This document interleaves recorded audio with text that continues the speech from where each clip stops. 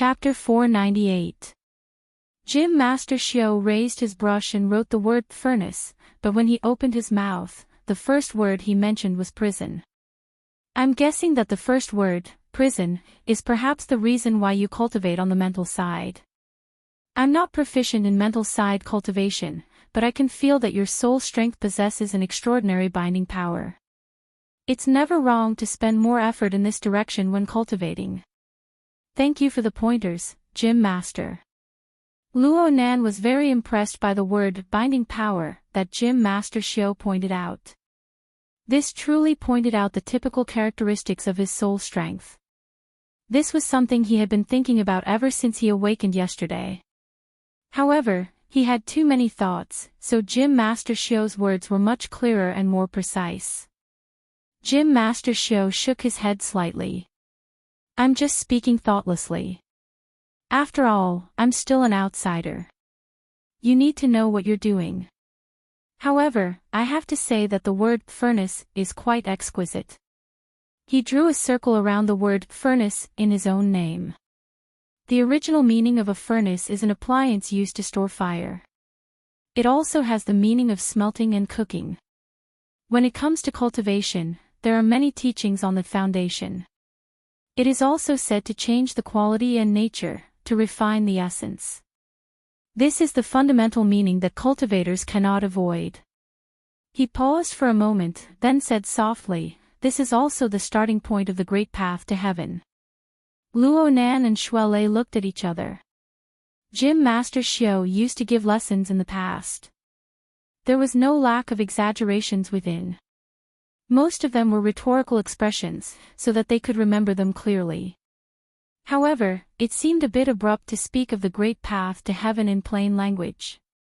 Shuelei couldn't help but confirm, the great path to heaven. Jim Master Shio tossed his brush into the brush washer and watched the ink spread a second time. It's the same furnace. Firewood stoves, coal stoves, steam engines, atomic furnaces, and fusion reactors are all different. Can't one reach the heavens by ascending these steps? Shuelei sweated a bit. If it's a reactor, what's the difference between the extraordinaries that your society speaks of and a nuclear reactor? How can a human be able to operate energy of such a level? Not to mention that these people are perpetually youthful, rejuvenated, have thoughts that span 10,000 miles, can pierce through the void, and so on. A mere reactor may not be able to catch up. Jim Master Shio's hoarse voice somehow carried a sonorous tone. The present world is a flourishing age for cultivators. There are feasible, verifiable, and verifiable facts. This is enough to prove that there are no problems with our train of thought. There are no problems with our principles. There are just a few operational details. We just lack the operational details to realize them. We need time, energy, and the details need to be accumulated. Luo Nan stared at Jim Master Shio in a daze as he listened to Jim Master Shio speak. Luo Nan had a faint feeling that Jim Master Shio's words were not imparting anything. Instead, Jim Master Shio was narrating a fact that had already happened. The ink had melted, and the brush. Luo Master Brush was Master Brush. Jim Master Brush. Master's Brush Master. After awakening, the path of imparting martial arts has actually already reached the pinnacle. It's just that the natural environment has changed, and a portion of people can still rely on their innate talents and borrow the power of the world to take a step further. The current generation's research on burners hasn't raised the upper limit. It's just that the conditions for breaking through the barriers between heaven and man have been greatly relaxed.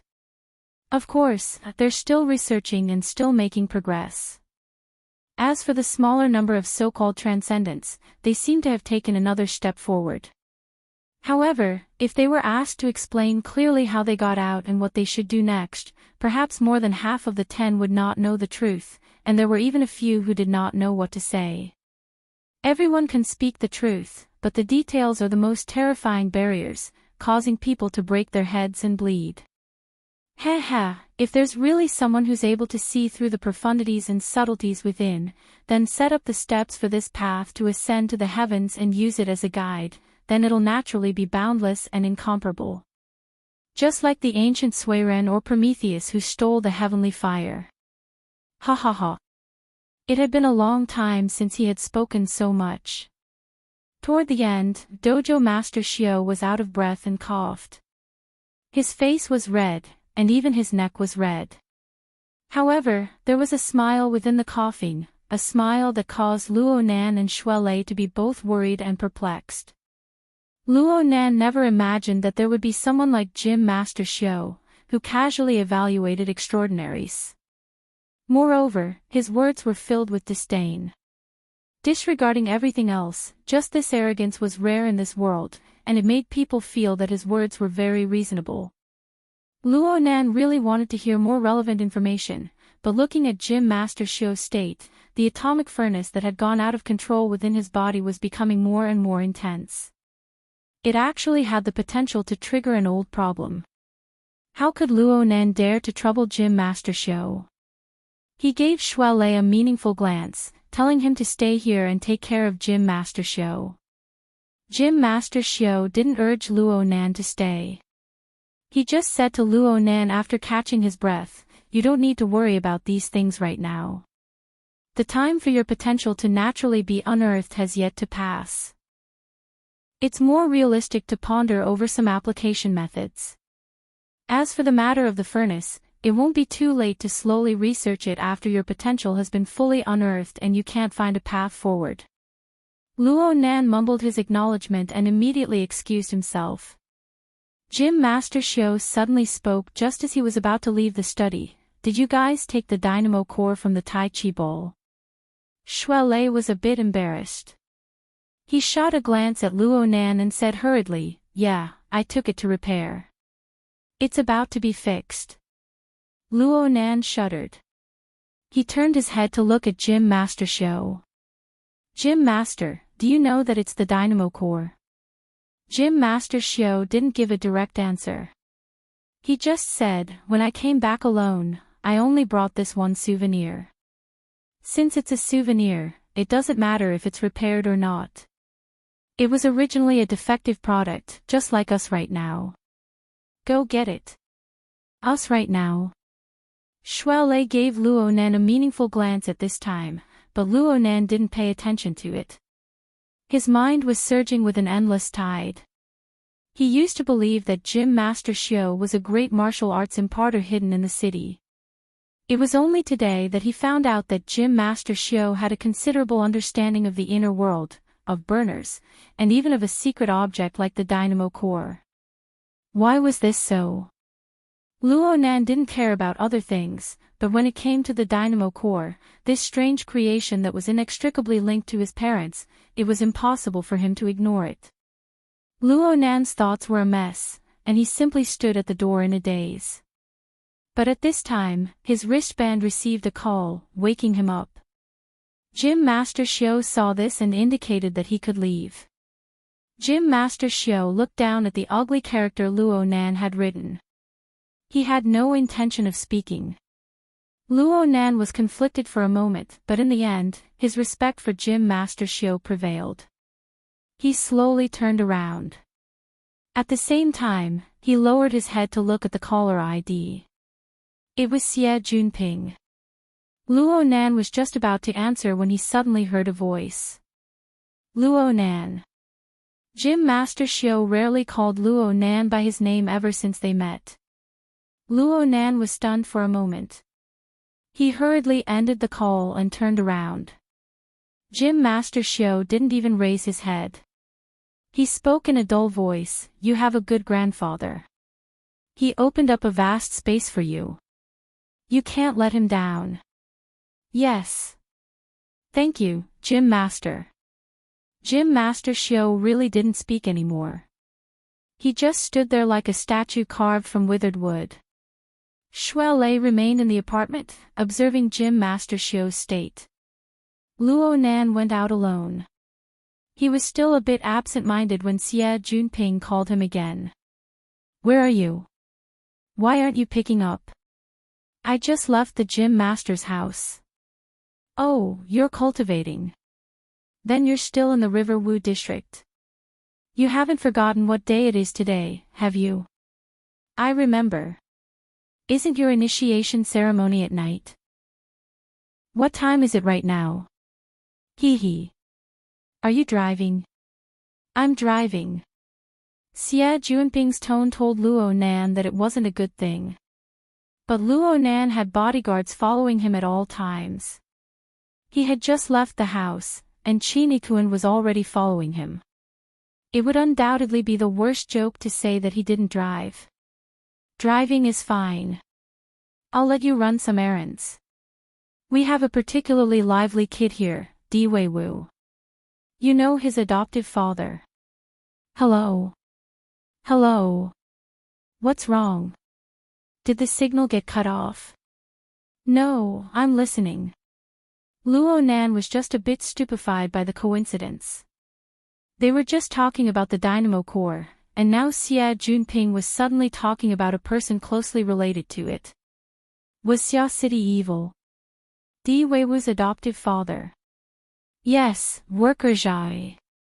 I know. Xie Junping coughed. It's very simple. Worker Zhai will be attending the ceremony tonight, but he's working overtime on the weekend, so he can't come. Since you guys know each other, you might as well bring him back along the way. Bringing him back isn't a problem, but this can't be considered along the way.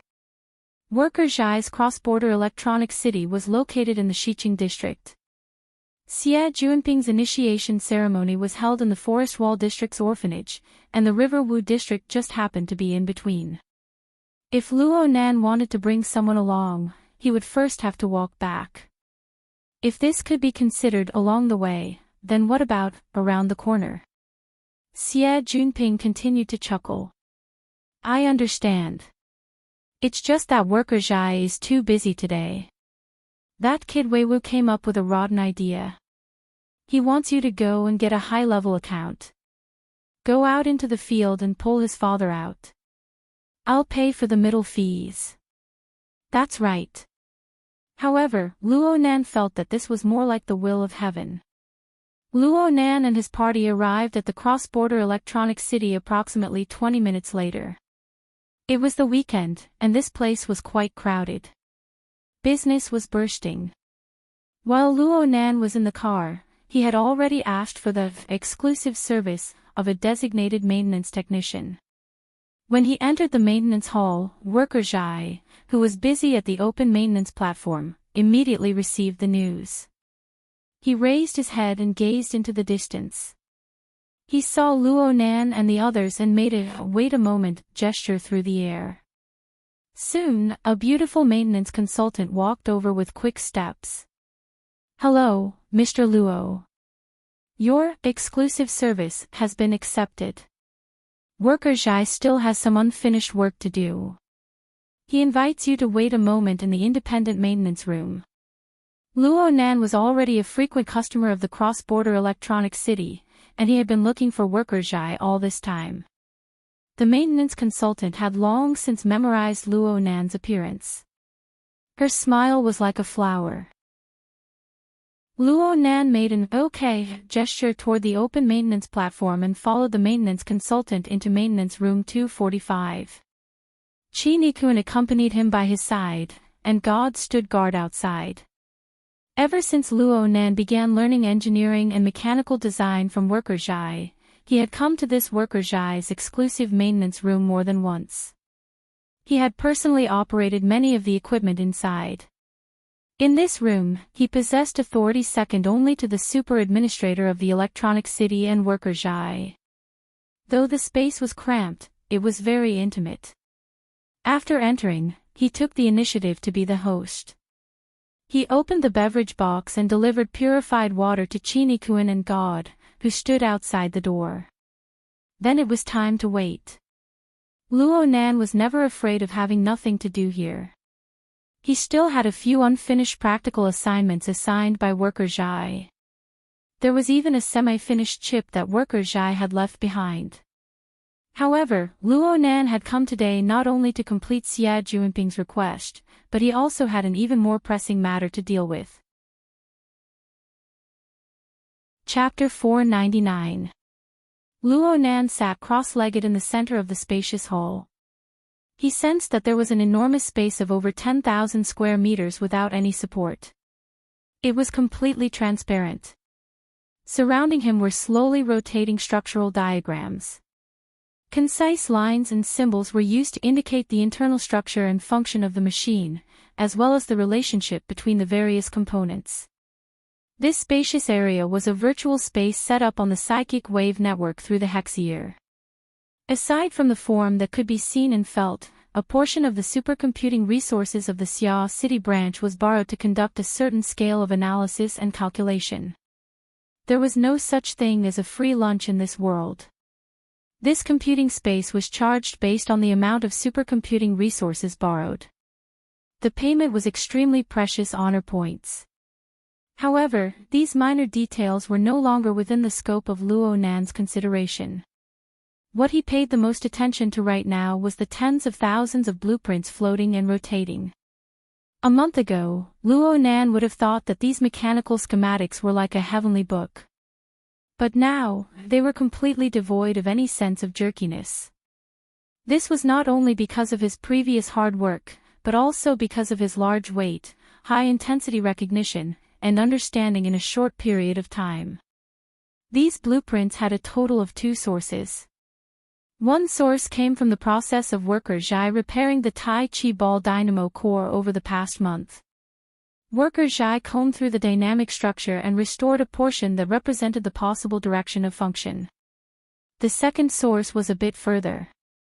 It came from the spoils of war obtained from killing Jack during the conflict with Quantum Corporation. It was the Deep Sea Type 4 dynamo core. This item was originally going to be auctioned, but Xia City took note of its uniqueness and intercepted it. The branch never relaxed in their research during these 2 months. Some of the research methods they adopted overlapped with worker Zhai's, so at least 2/3 of the blueprints were quite similar. Without a doubt, there was a fee for borrowing and reading this information. According to Luo Nan's understanding, the overlapped blueprints belonged to the functional structure of over 1,000 threads of varying thickness after the 3-layer structure of the dynamo core was fully unfolded. However, there were some special scenes within the Deep Sea Type 4 dynamo core that worker Zhai was unable to comprehend at his level. These were the parts that involved the mutual interference between the mental and the material. From Luo Nan's current understanding, this included a portion of the Tower of Babel and Mount Buzhou. This was the core configuration that broke the barrier between the mental and the material. There was also a portion that involved a special structure that covered both the mental and material planes. When the Deep Sea Type 4 dynamo core was fully unfolded, there were some parts that could be felt, known, and measured on the material plane. There were also some parts that were built upon the foundation of the Tower of Babel and Mount Buzhou. This was something that scientific instruments could not detect. In terms of grade, the Deep Sea Type 4 should be at least 1 grade higher than the Tai Chi ball dynamo core. But then again, worker Zhai's research was limited by his cultivation. It was difficult for him to detect more details in terms of mental and material interference, so he had to take this into consideration. Unfortunately, Luo Nan didn't have the physical Deep Sea Type 4 dynamo core with him. He was unable to conduct field tests, so he could only use his memories from 2 months ago as a comparison. But 2 months ago, his insight and knowledge couldn't be compared to now, so there was still a lot of blank space to fill in. Also, Luo Nan could not keep the Luo. Luo Nan opened his eyes. He held the plastic bag between his index and middle fingers, holding the dynamo core before his eyes. Under the illumination of the iron cover, a mysterious luster flowed on the regular rhombohedron, attracting his soul. Machine. Under in. By. Under. Under the metal. And the regular, the that. Under. As under. The ceremony was very simple. There was nothing mysterious about it. As the protagonists, Xie Junping and Du Yong submitted their homework under the witness of the nannies, children, and some religious residents in the orphanage. Then, they were verified by Dean Vanta, the mentor of the order, and they were granted the identity of abstinence bearers in the order. President Wan Tao, on the other hand, announced the end of the ceremony after briefly explaining the concepts of a material nature and order.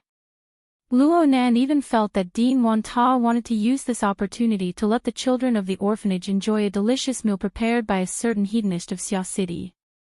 As for Xie Junping and Du Yong, they were quite satisfied.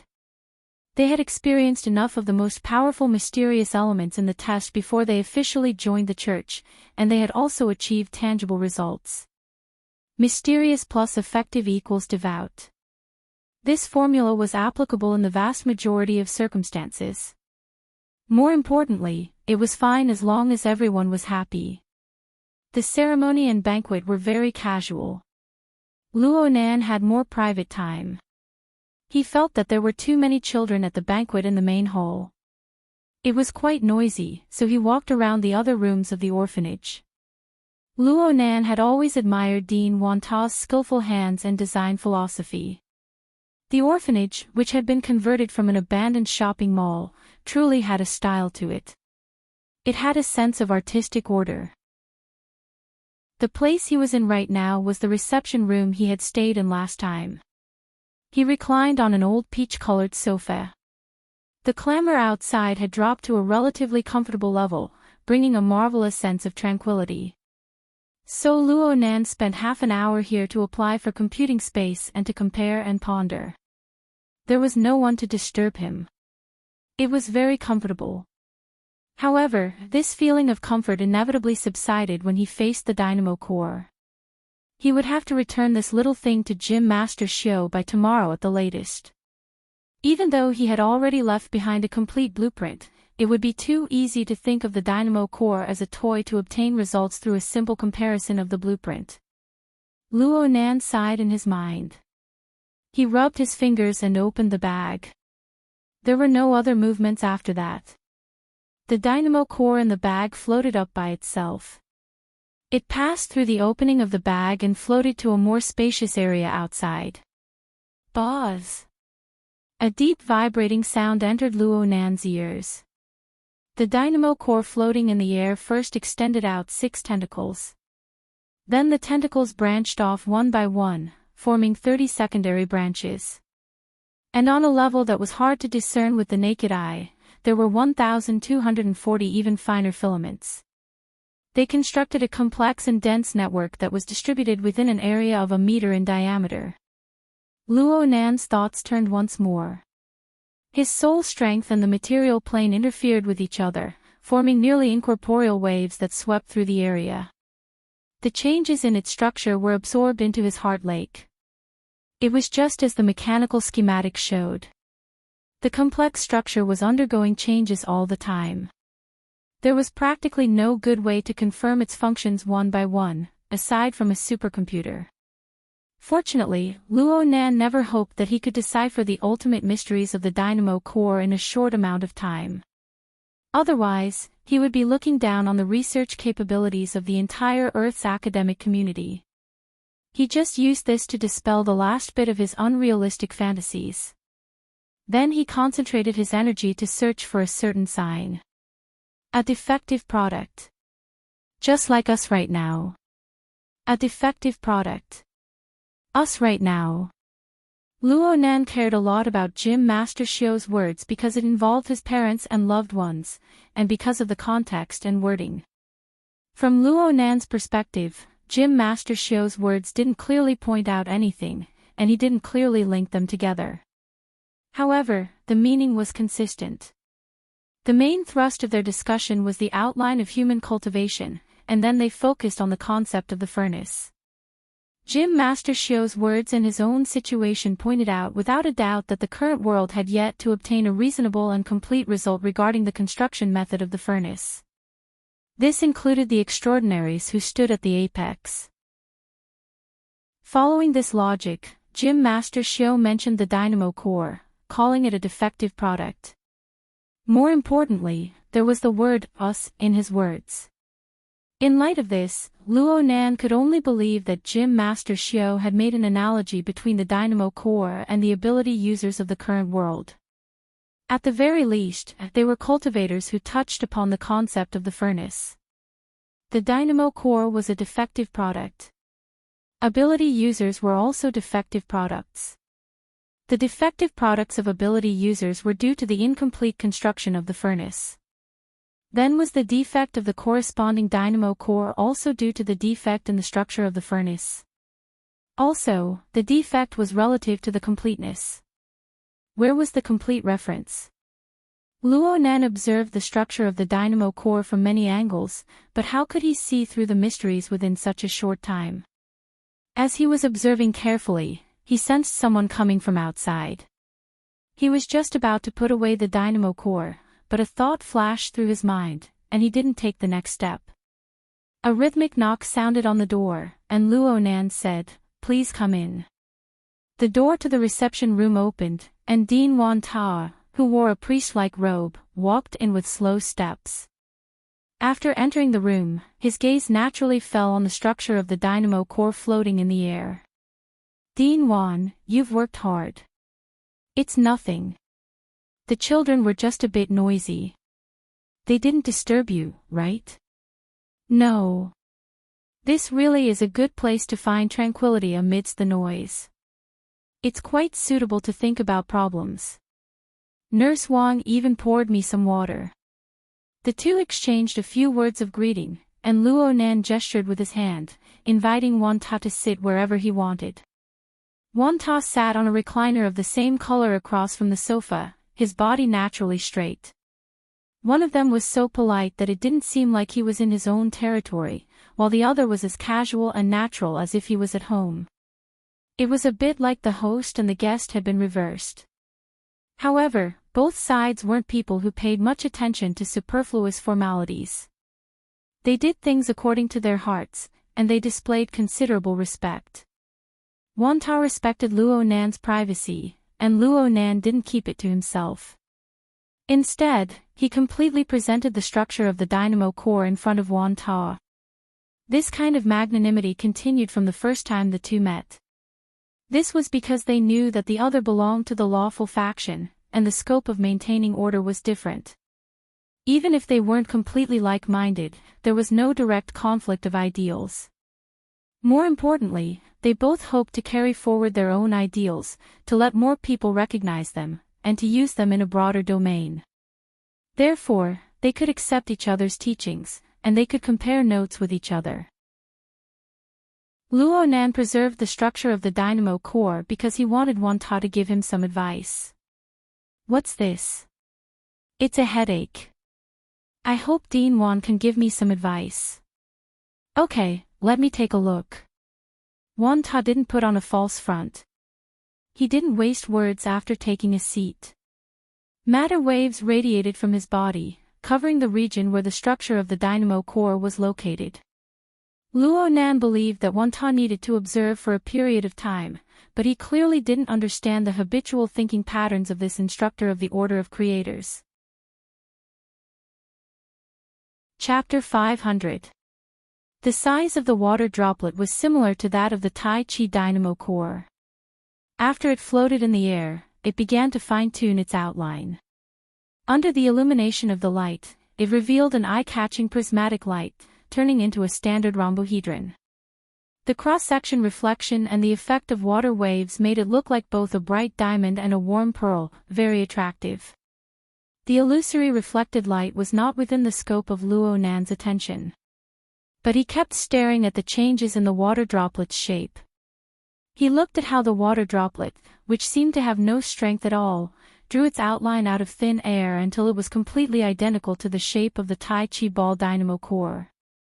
Was this the myriad pagoda's method of creation? Before Luo Nan could truly analyze it clearly, he saw an even more magnificent magical scene in the next 2 seconds. In an instant, the water was full of light. Thousands of illusory filaments bloomed, vaguely reflecting the light, like a cluster of translucent flowers. As the structure entered a stable state, the wonder disappeared as soon as it appeared. Luo Nan subconsciously sucked in a breath. Oh, sorry, it's still a little short. Wanta clenched his fist, and the water threads that had already dispersed instantly retracted, returning to their original water droplet form. He looked at the structure of the dynamo core, thought for a moment, and asked, "Open the 3 layers one by one, right?" Luo Nan went, "Oh," and nodded. Then he came to a realization. His interference power changed, causing the dynamo core's fully expanded structure to recover, returning it to its original shape. Then, he stimulated and opened it again. Wanta observed it carefully and was a little surprised. There is almost no change in the volume. This thing is made of a special material. Maybe there is a change in its physical properties when it is folded. As he spoke, the water droplets were like the dynamo core, spreading out layer by layer. They no longer bloomed instantaneously like in the beginning, and the sensory stimulation was somewhat less. However, the inconceivable shaping and control power within was even more admirable. In a certain sense, Luo Nan could use interference power to construct fine structures, just like the condensation ring. Of course, he could also play with water. He had the soul cloak mode. Through the condensation ring, his divine will could fully interfere with the material plane. He could build a picture of the deep sea and even a wonderful space where water molecules were concentrated. But this method was used at the boundary between the mind and the material, between the virtual and the real. It couldn't be compared to the 10,000 pagodas creation technique, which embodied everything on a purely physical level. Luo Nan already felt that Wanta's methods were miraculous, but Wanta still felt that it wasn't perfect. He gathered the water droplets again and then reshaped them, as if he would never get tired of it. Luo Nan didn't tire of this process. His eyes stared fixedly at the sparkling and translucent model. This wasn't just a model. Luo Nan could feel that when the Wanta Tower exerted force to maintain its form, this toy should be able to display similar functions to the dynamo core. Luo Nan sucked in another breath. He suddenly spoke a sentence, "Can you teach me?" Wanta didn't say anything. He just shot a glance at Luo Nan, nodded, and continued with his operation. Luo Nan didn't say anything more. He focused his mind and watched as the body of water blossomed like a flower, more and more perfectly imitating the structure of the Tai Chi ball dynamo core. The tentacles, secondary branches, and filaments split and expanded layer by layer, forming 3 relatively clear areas. It was more or less the same as when he first saw this scene. Luo Nan couldn't help but think of an essential factor, formatting theory. From the very beginning, Grandpa's formatting theory had deduced the visualization diagram, the structure of a tetrahedron with inscribed and circumscribed spheres. Luo Nan had already confirmed that this structure was closely related to the dynamo core. Whether it was the Deep Sea Type 4 dynamo core, the dynamic structure of the Tai Chi ball dynamo core, or Jack's memories of the moment he transformed from an altered human to a burner, all of them clearly displayed this point. Luo Nan even guessed that the scientists researching the archetype format should have grasped this key point. For instance, the epic-making inventions like the burner and the format of fire. It was very likely that they had some reference. What about Grandpa? Where did his research originate from? At this moment, Luo Nan couldn't help but think of the external neuron coiled in his brain. That was also a dynamo core. Whether it was Luo Nan's emotional delineation or reality verification, both proved that this dynamo core was of a higher level than the other 2 dynamo cores he had seen. It was much higher level. At least from the current research materials, the other 2 dynamo cores didn't possess the function of hollow depository. They couldn't form the subtle configuration of the condensation ring, and they couldn't serve as the key to the building of gear that led to the clouds. But the focus of the current problem lay in the furnace body. If the dynamo core could be viewed as a mechanical system when combined with the visualization diagram. This was precisely the direction of Worker Zhai's research. Then, a mechanical system should have three basic parts: the motion department, the transmission department, and the work department. The motion department was most likely the location of the furnace that Jim Master Shio spoke of. Luo Nan didn't expect to find a complete power source from the dynamo core. It didn't conform to the law of conservation of energy if it relied purely on the dynamo core to generate energy. Even a reactor needed to add nuclear fuel rods. The powerful power possessed by cultivators was produced through the human body's absorption of food and other resources. A higher level could be explained as the mutual interference between the mind and matter, drawing special energy from other dimensions. From this point of view, the truth of the so-called furnace should be the integration and utilization of external resources. On this point, all three dynamo cores had shown their worth. The Tai Chi ball dynamo core absorbed external force. The Deep Sea Type 4 dynamo core absorbed the energy of the Deep Blue Walker's energy storage when Jack controlled it. The external neuron displayed its astonishing ability first, drawing electricity from the energy center of gear. Of course, they all went through a transformation process. Luo Nan hadn't been electrocuted to death by the high-voltage electricity. Jim Master Shio had also said things like upgrade step by step. Therefore, the standard of a furnace should be to convert external resources into a higher form of energy to achieve efficient utilization. Which one is more efficient? The Tai Chi ball dynamo core could carry a metal ball that weighed several hundred kilograms by storing and transforming the external force of a strike. The Deep Sea Type 4 dynamo core allowed a cyborg like Jack to generate the format of fire and break through the barrier between the spirit and the material. As for the external neuron, it was even more inconceivable. It opened up a void chamber that could accommodate soul power, and it could change its form at any time to serve as a medium for the interaction between the spirit and the material. Of course, there was a difference in abilities. If Luo Nan were to rank them, the external neuron would undoubtedly be ranked first, the Deep Sea Type 4 dynamo core would be ranked second, and the Tai Chi ball dynamo core would be ranked last.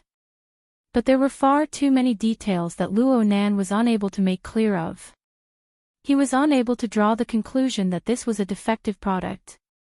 If he could complete the three dynamo core models and make a direct comparison, he might be able to find out where the differences and flaws were.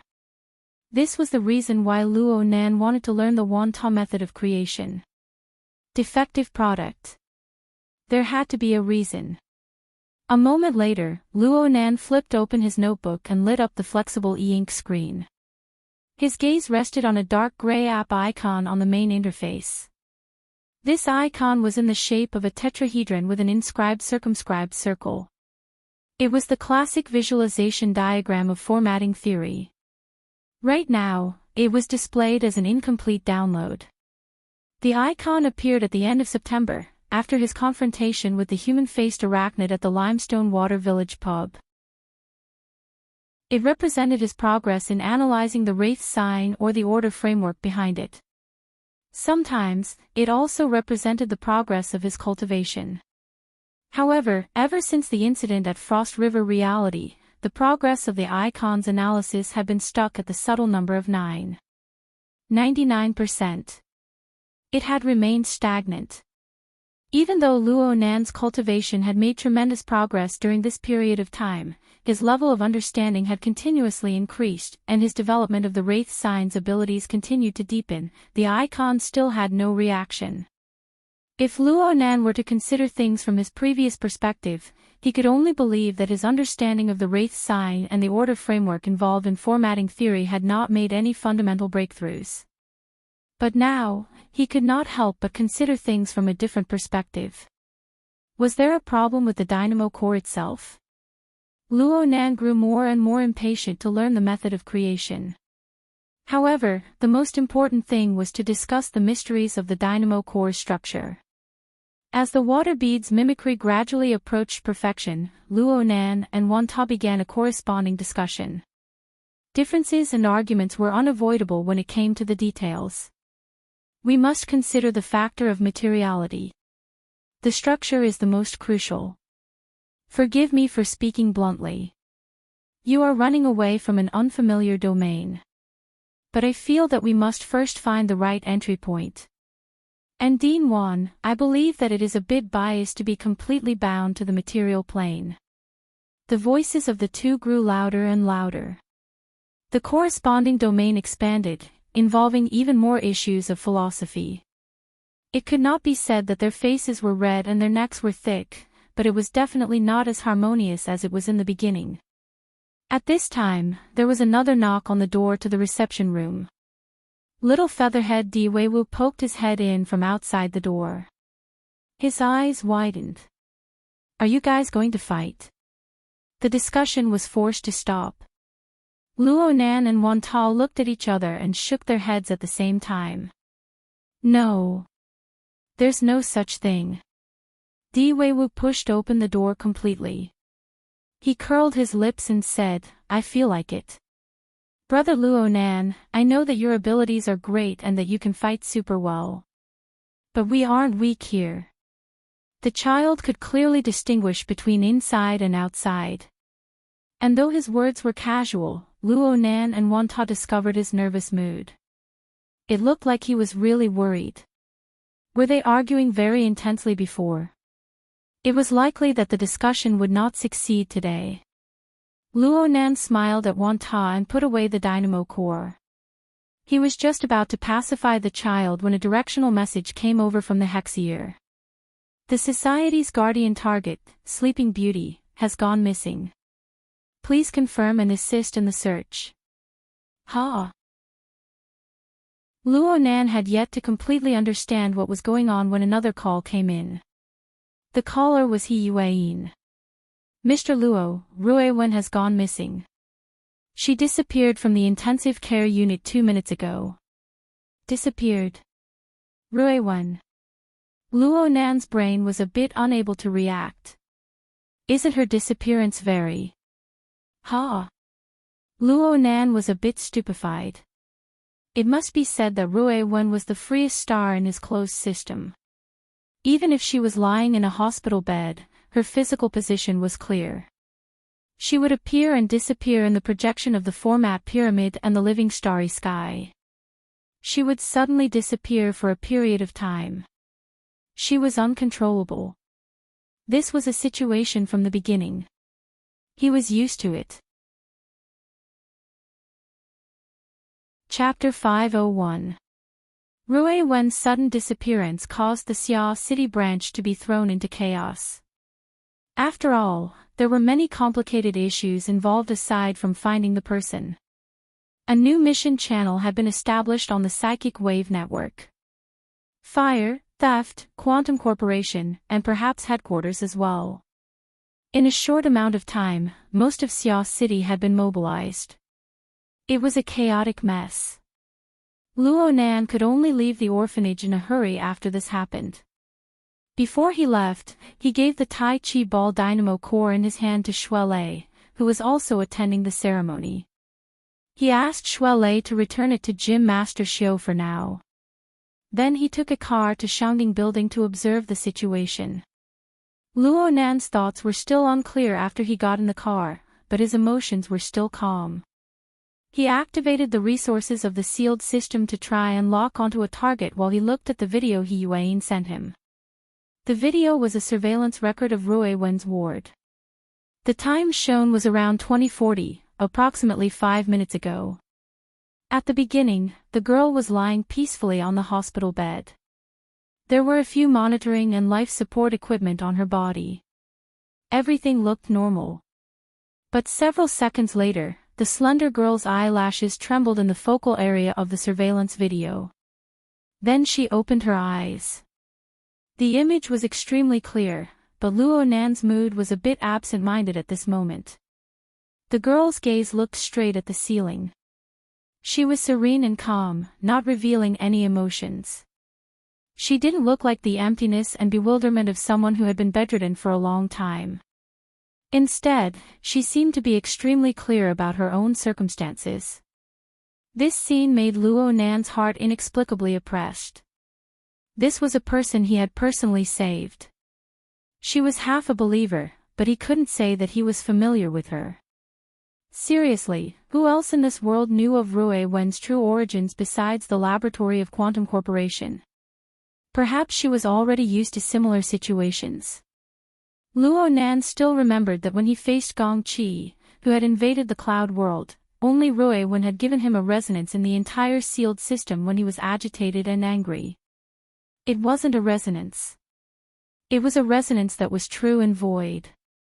She seemed calm on the surface, but there was an oppressive and flowing feeling of blazing heat. It perfectly matched Luo Nan's state of mind at the time. Was it an accidental coordination, or was it because of a similar experience? Luo Nan couldn't get an answer, but the emotions in his heart continued to ripple because of those serene eyes. He stared at the image, a bit stunned. At this time, from the surveillance screen, it could be seen that because of Rui Wen's sudden awakening, the inside and outside of the monitoring room were also in a mess. Some medical staff opened the door and came in, wanting to do a further examination. It was conceivable that there would be more people rushing over from the outside. At this moment, the originally clear image suddenly blurred. In reality, it wasn't that the image was blurred, but the reality it reflected was blurred. On the sickbed, Rui Wen was like an illusory bubble. She flashed in the middle of the distorted light and shadow, then disappeared without a trace. In just a tenth of a second, the hospital bed became empty. All the tubes were loosened, and the nutrient solution dripped onto the bedding. There were still traces of a human figure pressing down on the bedding. Such a way of disappearing. Luo Nan was a bit stupefied for a time. He hurriedly rewound the surveillance video to watch. The second time, he felt a little more confident. His body and soul fused into one. This was precisely Rui Wen's forte. She was a special existence that wandered the boundary between the spiritual and the material. At that moment, she was completely an incorporeal spirit. Naturally she could leave as she pleased. If she could leap into the deep spiritual plane of the Abyss region and the polar domain, even President Ouyang would have a hard time keeping her here. It was easy to say, but the more Luo Nan understood the know-how within, the more he felt that Rui Wen's actions had already completely exceeded the scope of the ordinary concept of supernatural power. The mutual interference of the material and the mental was understandable, but a complete transformation. How in the world did she accomplish this? Luo Nan didn't invest too much energy into this question. In any case, it was impossible for him to figure it out in a short amount of time. Compared to these technical matters, he was more concerned about Rui Wen's current thoughts. Why did this experimental girl, who resonated with a corner of his mind, leave? Where did she want to go? What sort of attitude did she have toward these people, especially him? He sat in the back of the off-road vehicle. His hands were pressed together in front of his mouth and nose, concealing his facial expression. He was even more focused, paying attention to the changes in the living starry sky at all times. Where was she? Where was she? The vehicle had already entered Xiqing district. It made an oblique turn, heading toward the Lilan district. But then Luo Nan suddenly stood up. Wait a moment. Let's go order some wine. Beside him, Qi Nikuan turned his head in astonishment. Which one? Luo Nan's eyes seemed to be closed, but his other perspective within the living starry sky became clearer and clearer. Correspondingly, the resplendent stars shifted their positions, bringing slight ripples to the closed system. Linhai District. Huaying West Road. Dingyang Bar. Hurry up. God borrowed the rearview mirror to glance over. He swung the steering wheel lightly, and the vehicle left autopilot mode. It turned onto another magnetic rail highway, and its speed suddenly increased. Moya walked out from the back door of the bar. She used a wet towel with makeup remover to wipe off the makeup on her face. There was a wind gap in the back alley. The fine snow powder was like flying knives, whizzing as it struck her face. Moya felt that this kind of weather was quite refreshing. But her companions in front of her had already shrunk their necks and were fighting to be the first to board the nanny van. Behind her, the new trainee agent cum star scout, Meng Fei, had long since taken precautions. She wore thick winter clothes that were simply prepared for trekking in the wilderness. But when she put it on her body, her originally stocky body became even rounder. She really didn't have half the graceful bearing of a business elite. However, she had come to learn from Luo Nan and to freeload a meal. She hadn't officially started working yet, so there was no way to use business etiquette to restrain her. Then she looked at the real agent, Mr. Hai Jing. He was dressed like a man. He wore a coarse trench coat with a dark red scarf. It was very fashionable. And his calm and unhurried posture with his hands in his pockets could even make young girls scream. He was more famous than a star, and he beat up the few disappointing third-rate rock and roll practitioners in front of him. Mountain Creek, which had already begun to be commercialized, spent less and less time in various bars and nightclubs. Most of their performances were friendly performances to repay their previous debts in the underground circle. At the same time, it also further fermented the results of the performance in the municipal square last month. The current situation could only be said to be lukewarm. Every day, they would increase the number of pre-sales for their debut album by a few numbers. That was all. Moya wiped off the foundation, blush, and the like, and threw the wet towel into the trash can on the side. She had already calculated it, but she didn't expect a sudden gust of wind to blow. The wet towel hit the entrance, hung, and fell out. Tisk, so unstylish. If the paparazzi bumped into her, she would be the legendary third-rate female star who casually threw trash. She had no sense of civility. She could get a place on the gossip forums. But she didn't need to fix it now. A strange sound rang out. The cleaning robot that was lying in ambush in a certain corner of the back alley was stimulated. It started up from its standby state and slowly drove over, shoveling away the wet towel. Good lad, much better than my two younger brothers. When the robot passed by, Moya patted its silly, black, and thick head. It's up to you to decide. Do you want to go home or go to your nest today? Choose A and bark. Choose B and be silent. The robot slid over expressionlessly. Okay, choose B. Ha! The corner where the cleaning robot had stayed before, which was also the place where junk was placed in the alley, rang with the flapping of wings. It sounded like a bird was struggling. Soon, the sound of scrape was clear. It was a crow that was commonly seen in Xia City. Was it looking for food?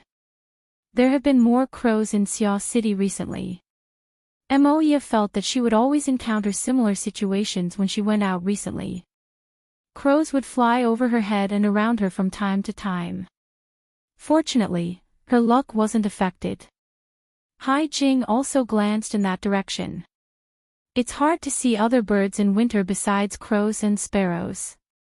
Unless you go to the ecological park. Do you want to take a walk tomorrow? Tomorrow's agenda is to sleep late. You can ask Sister Meng to treat you.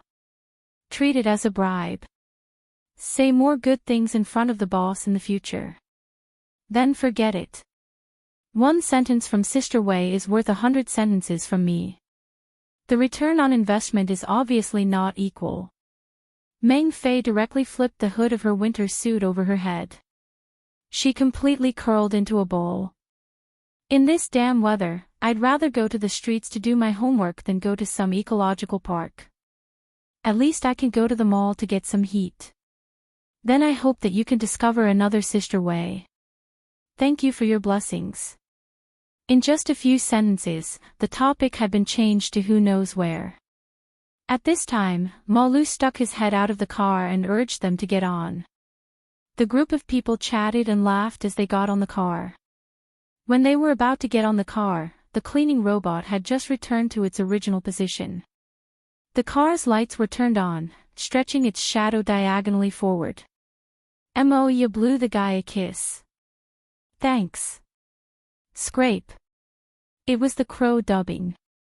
Moya laughed and was about to get into the car when she suddenly shivered. Wait! She called out and jumped out of the car again. In the car, Shui, who still had a date, was a little annoyed. Are you done? Moya didn't care at all. She strode forward with her long legs and arrived in front of the car in 2 steps. At this time, the headlights were pointing forward. The snow flew everywhere and reflected a distorted shadow inside the alley. In this long, twisted, chaotic shadow, Moya saw the shadows of the cleaning robot and the junk pile mixed together. At the edge of them, there was a long swaying shadow. The edges were uneven, and the bottom was slightly curved. It should be the wings of a crow flapping, and there was also half of its body. But below the long shadow, there was a slender shadow. The front part of the shadow merged with the crow's shadow, but the shape of the bent joints could be vaguely seen. And then there was an even more obvious curve of the wrist and the straight line of the arm. Hai Jing also got out of the car and stood side by side with Moya. He squinted his eyes and tilted his head slightly.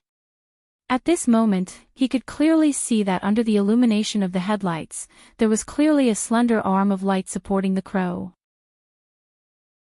Under the fluttering snow powder, it was trembling slightly. His heart trembled. Moya had already rushed forward and went straight to the junk pile. Hai Jing stretched out his hand, but didn't even catch the tail of his shirt. A second later, Moya's shout filled the alley. Chapter 502. Long Chi came out of the nightclub wearing a thin cashmere sweater with a high collar. Even with the casual suit hanging on his arm, his clothes were a season different from the others.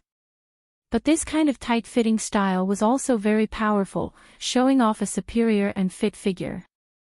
The young woman who went out with him wished that she could turn into a warm jacket and stick close to him, creating a short and exciting memory together. However, regardless of whether Long Chi was facing the snowflakes that filled the sky or the young married woman who had tears in her eyes, he was still smiling. He refused the young woman's invitation, but left his social contact number. Then, he walked into the cold wind without looking back. The low temperature of -20°C was meaningless to him, just like the restless woman whose body temperature was about to rise to 40°C. At 9:00 in the evening, the nightclub street in the waterfront district had not yet entered its most lively period. He really liked the atmosphere here, but it was a pity that the last-minute mission had brought him some destructive expectations. Walking along the nightclub street for a few hundred meters, he found the designated area with the help of the dazzling red and blue police lights. It was the back alley of a music bar. Looking from here, under the streetlights, the alley was surrounded by a dense group of people. He leisurely walked over. However, just as he stepped into the front of the alley, a throbbing thought suddenly dripped into the lake of his heart. With a dripping sound, a dense chill spread out layer by layer. In the blink of an eye, it spread throughout his entire body. Long Chi shuddered and stopped abruptly. This was something that even a temperature of -20°C could not do. Little guy, don't be nervous. Let big sister take a look. In the alley, Moya took the risk of being hit by the crow's wings. She crouched down and got closer to the child.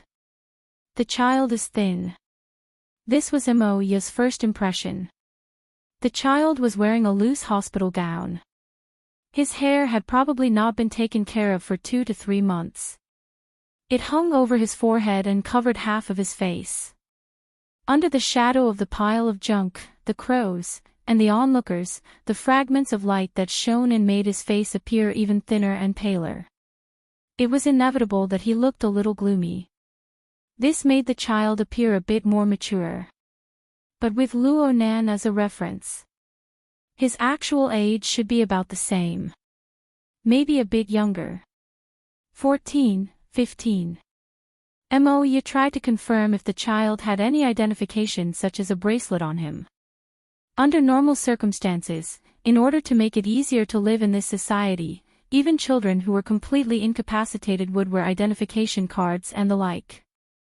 But after looking around twice, Moya did not find any similar equipment. But what was the meaning of the hospital gown? In his memory, there was no hospital nearby.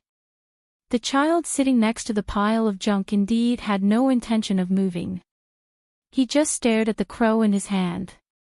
This crow's body was extremely large, much larger than its peers. At this moment, it tilted its head and looked back at the child. Occasionally, it would flap its wings and caw. There seemed to be a hint of helplessness in its voice. In fact, ever since the sudden appearance of this fellow believer, the crow named Ink had not flown for almost half an hour. Ink would not let go of him. Moya was a little uncertain. She scratched her head and turned around, only to be shocked. Unbeknownst to him, a dense crowd of people had gathered behind him. The members of the Mountain Creek Band, the bar owner who had heard the news, the customers, and a bunch of idlers who had come out to watch the commotion had completely blocked the narrow alley. The policemen who had just arrived were struggling to squeeze in. "The police are here, everyone get out of the way." Moya gestured for her manager to chase them away. She suspected that the skinny child in front of her might have some mental illness. This was because the child's expression and attitude did not match a normal situation. There was clearly a circle of people watching, but the child did not speak, did not move, did not care, and did not care. He only gently stroked the crow's feathers in his hand and muttered something incomprehensible. Autism. Schizophrenia. Or something else. Forgive her for thinking this way. There was no helping it. There was an old person in the family who was like this, so Moya was more sensitive. She was worried that if too many people gathered, it would cause adverse effects. Hai Jing displayed the responsibility and means of a manager. With just a few words, he got the police to help him chase most of the onlookers back to the bar. At the same time, the other members of the Mountain Creek Band, who could not stand the cold temperature in the back alley, hurriedly got into the car and left under the supervision of Meng Jia. Only Moya and himself were left. Things were considered normal up to this point, but then things came to a standstill. The little guy sitting in the corner must be mentally different from ordinary people. He didn't speak or move. The people around him, no matter how they tried to persuade him or coax or hug him, couldn't pull him out of the corner. In the end, all they got was the dissatisfied caw of the crow. That was awkward. The police officer was still a young man, and he really wanted to kneel down. This child is too stubborn. The problem is that there is no information in the system, not in the SCA's database. There are no records of a child being admitted to any hospital, welfare home, or nursing home in the city. Why do I feel like this is a major case? I've also notified the SCA Child Welfare Department. Maybe there are specializations. It's just that it's too... Achoo! During the persuasion, Hai Jing had already taken off his windbreaker, wanting to give it to the child to keep him warm. However, the child did not appreciate it at all. The crow flapping its wings was also a hindrance. Hai Jing was too embarrassed to put it back on, so he only draped it over his back and stomped his feet in the cold in the alley. If the situation was not resolved soon, he might be sent to the hospital with a bad cold. But he was most worried about Moya right now. This beautiful woman, who was highly radiant and cold, thought that she could resist the cold. The clothes she was wearing were just that, so she must have been badly frozen. There was a commercial show in 2 days, and it would be troublesome if something went wrong. He tried to persuade her, Moya, you should go back first. I'll stay here and deal with it. I'll let you know as soon as there are results. Moya also knew that she had caused trouble for everyone. She raised her hand in apology, but she was still a little unwilling.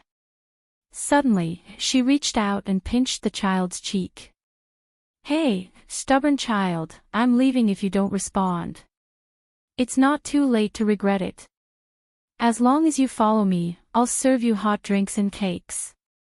Ha!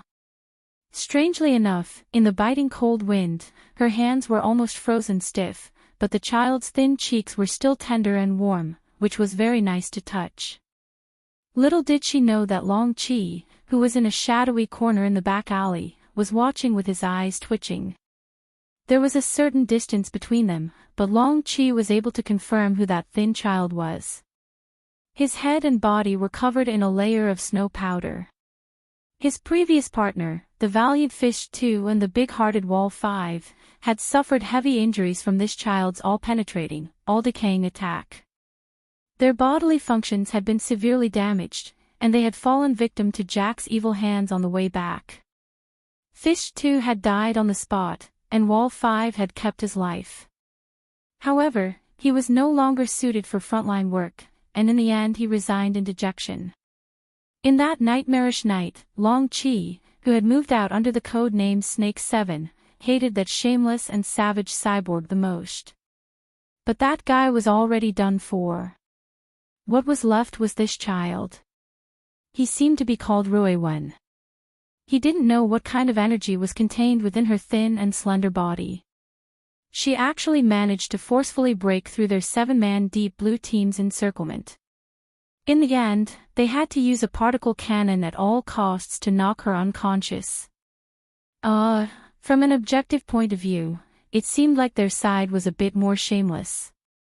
No matter what, Long Chi, codenamed Snake 7, held extremely complicated feelings towards the child in the alley.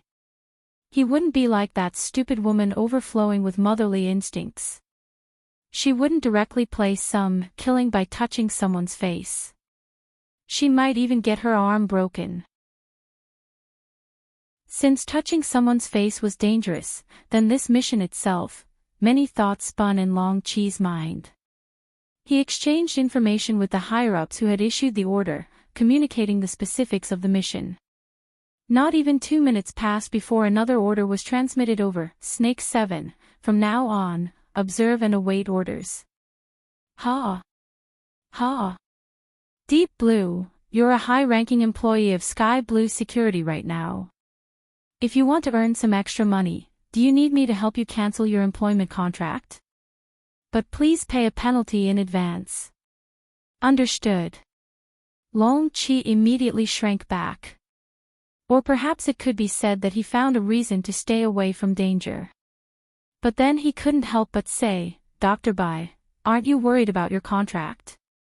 A doctor who came out of Clay's laboratory won't be without a job anywhere. The important thing is that I don't have a penalty clause.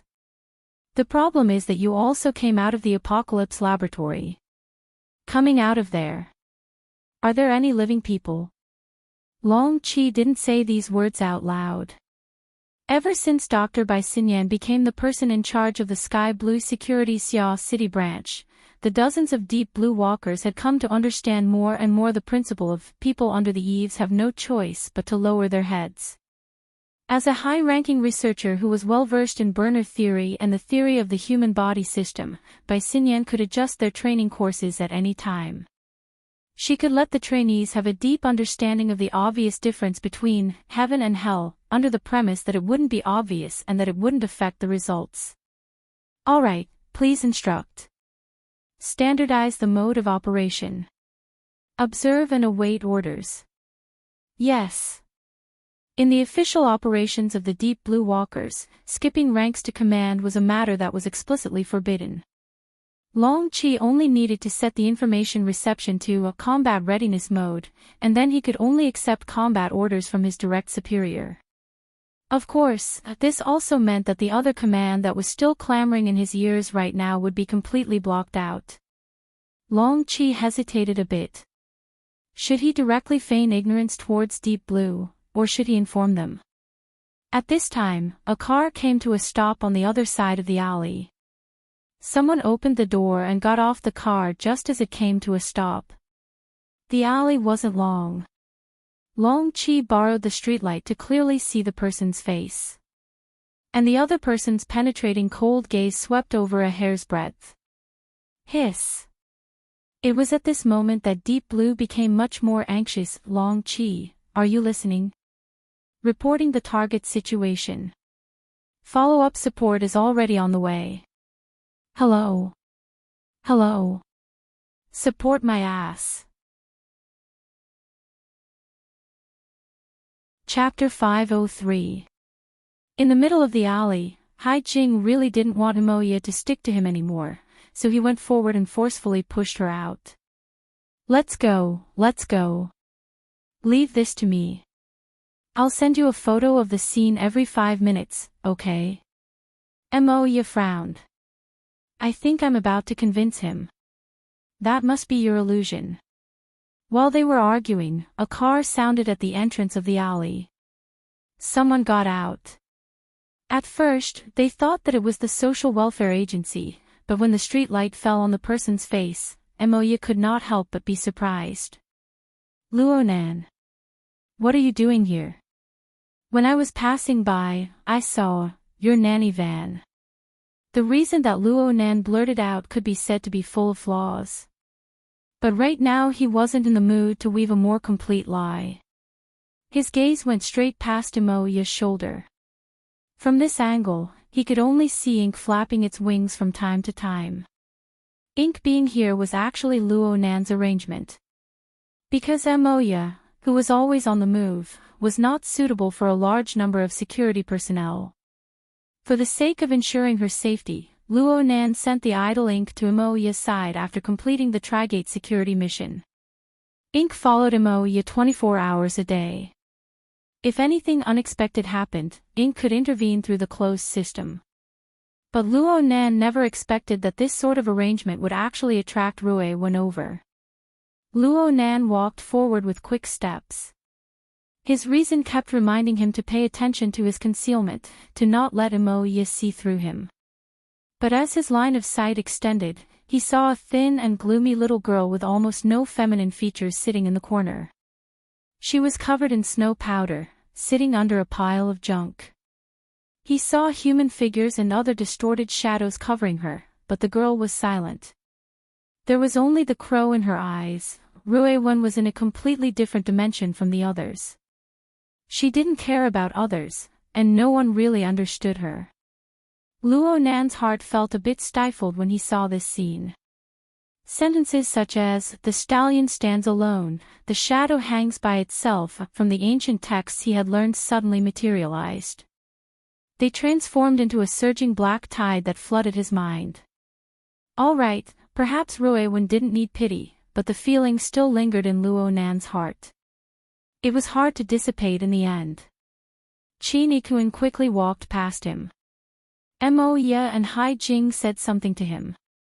Luonan was aware of these circumstances, but he didn't make the appropriate response. This was because his emotions were rising and falling like the tide. The speed of his brain was affected. Luonan himself didn't understand why the emotions in his mind were this intense. He was unable to resolve this doubt for a time. He just passed by Imoya and arrived at the side of the junk pile to face Ruewen. Then, he saw that the girl was casually kneeling on the ground, holding the ink bottle with one hand, and there seemed to be a slight smile on her lips. Luonan half knelt in front of the girl in the next moment. He wanted to say something, but he didn't know what to say. Strictly speaking, this was his first official meeting with Ruewen. In the past, their communication was either through ink or through a closed system. Ruewen also sensed something. Her gaze moved away from the ink for the first time to fall on Luonan's face. There was no change in his expression, only his eyes were sparkling. He raised his head, someone exclaimed. Then Imoya's voice rang out, "He's reacting to you." As expected, it's better to be around the same age. Luonan didn't say anything, but he came to a realization in his mind. Forgive him for overstepping his bounds and standing in Ruewen's position. No matter what the nature was, he really was Ruewen's only coordinate relative to this world at this current stage. It must be known that Ruewen had already found Ink, the person she believed to be of the same species. Then, she was surrounded by a circle of people. Presumably, she wasn't feeling too comfortable. With her abilities, she could escape into the mental plane once more and break away from this environment. As for misgivings, with her usual reactions, they simply didn't exist. But why didn't she move? Luo Nan knew that at least a part of the reason was because of the information he transmitted through the closed system. Just like the gaze that was cast over right now. He, Luo Nan, possessed a certain degree of existence in Rui Wen's heart. He even possessed a sense of identity. This was good news, right? Rui Wen didn't look at Luo Nan for too long. She shifted her gaze and spoke to Ink in a low voice. Perhaps Ink's intelligence was higher than 99% of crows, but this didn't mean that it was able to understand Rui Wen's meaning. To put it bluntly, this was a one-way communication between chickens and ducks. But when Luo Nan looked straight at Rui Wen, he saw the faintly discernible smile on her lips. It was an attitude of tranquility and satisfaction. Luo Nan grew more and more speechless when faced with this situation. But it was also at this time that his train of thought opened up a bit. He suddenly understood where the surging tide of emotions in his heart came from. Actually, it was him. Luo Nan looked at Rui Wen right now. It was like he was looking at himself when he was experimenting alone. He would be excited because he was still alive after increasing the dosage of the drug. He would also be satisfied because the degree of pain he felt after taking the drug one day was slightly reduced. But was that really satisfaction? That should be the respite he felt after temporarily escaping from hell. It was also the hypnotic pleasure brought by the glimmer of light when he faced an unreachable goal, when he couldn't see the complete path. As Luo Nan grew older, he became more accustomed to the recent 2 or 3 months of leaps and bounds in his accomplishments. He recalled the muddle-headedness of his first experiments and often shuddered with fear. How much luck did he use in order to endure through the initial juncture? This question was already incalculable. But Luo Nan felt that there was no difference between the current Rui Wen and him back then. He was practically 100% certain that even if Rui Wen were to face death, she would probably be like this right now. This was because she had never understood or experienced what a normal, splendid life should be like. The laboratory and the fighting arena filled up everything that Rui Wen once was. There are some things that I need to properly teach you. Even though I'm not too good at it. Luo Nan spoke in a low voice. His voice was fuzzy and hoarse. Even he himself nearly couldn't hear it clearly. Luo Nan. Moya felt that something was wrong. Luo Nan didn't respond. He just extended his hand towards Rui Wen. Come. Together. Rui Wen shifted her gaze once more. She tilted her head slightly, probably due to ink blocking her view. So much so that she carried a bit of careless childishness. Perhaps it was the closed system that allowed them to communicate telepathically. Or perhaps it was the face-to-face communication that transmitted sufficient information. Rui Wen didn't move. She allowed Luo Nan's hand to reach over. There was a slight commotion behind them. At the same time, the snow powder swirled past their eyes. It was just like the gazes and attitudes of the people in the outside world. It didn't cause any interference. Luo Nan grabbed Rui Wen's left arm. The girl's arm was slender and slender. It could be grasped. It was this arm that was supporting the massive body of ink right now. Next, Luo Nan lightly exerted force. The girl was like a ghost that didn't exert any strength at all. She gracefully stood up. A thin layer of snow powder slid down from her shoulder. Some of it landed on the wrists and arms of the two, quickly melting away. Although not many of the surrounding people understood what was going on, they still let out a breath of relief. Only Luo Nan felt the pressure in his heart grow, even though he didn't use any strength in his hand. From this moment on, the connection between him and Rui Wen was no longer illusory. Instead, it was a carrier that truly merged with reality. All the people in the know, the onlookers behind them, the people with ulterior motives hidden in the shadows, and the fellows who were hiding their heads and showing their tails were all witnesses. Mr. Luo. Yuan took the initiative to communicate with him. What she said was very realistic. For the sake of safety, let us take over right now. Luo Nan just needed to nod his head, and the Xia City branch would shoulder this burden. The iron triangle formed by President Ouyang, Old Yu, and Her Majesty Empress Wu would be one of the most headache-inducing combinations in the world. The impenetrable wall they constructed was enough to make those with ulterior motives break their heads and bleed. This was, without a doubt, the most reasonable choice. However, Luo Nan couldn't help overstepping his boundaries. He tried to consider things from Rui Wen's point of view. Should he let her return to the intensive care unit? Or should he watch her over and over again in the snowy night with a crow as her companion, talking to herself in her own world for all eternity? This wouldn't do. I'll accompany her for a while. Luo Nan himself didn't have a clear understanding of what a while meant. As a non-security personnel who needed a bodyguard to protect him, there were many things he didn't have a sufficient position on. Let's just say that he had a childish illness. Luo Nan needed to clearly understand his own responsibilities and obligations. They were right before his eyes. Otherwise, this illusory courage and responsibility, which might have arisen from impulsiveness, might be crushed by the heavy pressure behind him. It would be hard to leave a trickle behind. Yuan didn't respond immediately. She seemed to be weighing the pros and cons. This reaction startled Luo Nan a bit. Could it be that Yuan was once again indulging his willfulness out of habit? Or could it be that his proposal had a benefit that even he himself wasn't clear about? Luo Nan didn't understand for a time, but this gave him the confidence and reason to continue persevering. We'll be together.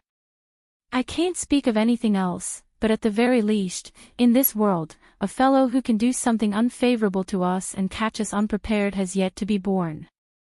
Luo Nan really didn't have the face to say these last words. But in this moment when his thoughts were clear, he really did do something. Ink was a bit restless. It flapped its wings, and this time the force restricting its flight suddenly disappeared. It flew into the air as if relieved of a heavy burden, circling above the alley. But at this time, the snow powder floating down from the sky suddenly became much more sluggish. Icy cold liquid seeped in through the gaps between Ink's feathers. It was very uncomfortable. In the shadows of the alley, Long 7 was under Qin Ikuan's near face-to-face surveillance. He behaved like an ambassador of peace. His entire body didn't make any unnecessary movements. But at this moment, he subconsciously raised his head. The water droplets hit his face and immediately turned into ice. The cold penetrated into his bones. It was unknown when, but the fluttering snow powder transformed into a special form between ice particles and water droplets. Was it hail or freezing rain? Chapter 504. Why aren't you moving? He's right there. We need to observe. I just need him to cooperate. I'm not asking him to risk his life. I need to outsmart him. Then that's really unfortunate. That unlucky bastard has already been exposed. Do you remember? He once met your target face to face. If you really want to go, then it won't be outsmarting him. It'll be a provocation. Not only do you want him to go provoke a dangerous target, but you want him to provoke a paranoid maniac who can slaughter half of Xia City at any time. What does half of Xia City have to do with me? You're very clear on C2834's value. Her value is immeasurable. Don't talk about half of Xia City. 10 Xia Cities, 100 Xia Cities. Are you sure that the Federation Council agrees before you say these words? There are 88 large metropolitan areas in the world. 100 Xia cities. How do you convert them? Don't try to sell your glib tongue. Think about your ex. I'm not married, and I don't have a formal relationship. What do you mean by ex? We're not familiar with each other. I can sue you for slander if you speak carelessly. Bai Xinyan. The other side slammed the table. You've been in Xia City for the past 2 months. You haven't done a single thing that you should have done. Instead, you've gotten along well with the Xia City branch. You've put in a lot of effort in treating Luo Nan's injuries. Now you're evading in every possible way. I seriously doubt your position. If this matter isn't handled properly, then you'll have to take full responsibility. The irrational communication was cut off at this point. But then again, wasn't the other side just shouting that last sentence? Everything was a routine. Bai Xinyan didn't care, but she wouldn't let the other side succeed. After the communication was cut off, she immediately sent a text message to the other side. Appeal to the higher-ups. I'll let you go first. 3 seconds later, the communication was connected again. It was the same person, but the hysterical mood was close to non-existent. He was just a bit irritated and helpless. What the hell do you want? This is what I want to ask. Ever since C-2834 entered the Shangding building, all relevant information has been reported to the lab through a stable channel. I can imagine that in the future, as long as C-2834 is under the control of the Xia City branch, there will be a steady stream of information. What else do you want? Research requires first-hand information. You should understand that the existence of C-2834 indicates that there is a huge problem with the direction of the Bloodline project. If we can't find the root of the problem, this project will be stalled indefinitely. Instructor Li Wei is very angry about this. We are also under a lot of pressure. Speaking of that name, the voice on the other side instinctively lowered. I understand. That's why you're acting like a cornered dog jumping over a wall. Or rather, you're putting on a show for that person. The other party froze. Bai Xinyan smiled. Fortunately, you haven't completely lost your rationality. At least, you still have the idea of outsmarting the enemy. The beginning is still acceptable. Even if the follow-up plan is too horrible to look at, that's not a big deal. As long as you understand that your life is precious, this is still an era where you can be willful if you have money. The other party spoke again. What do you think? I'm now the manager of Quantum Holdings, so I naturally have to consider things from the company's standpoint.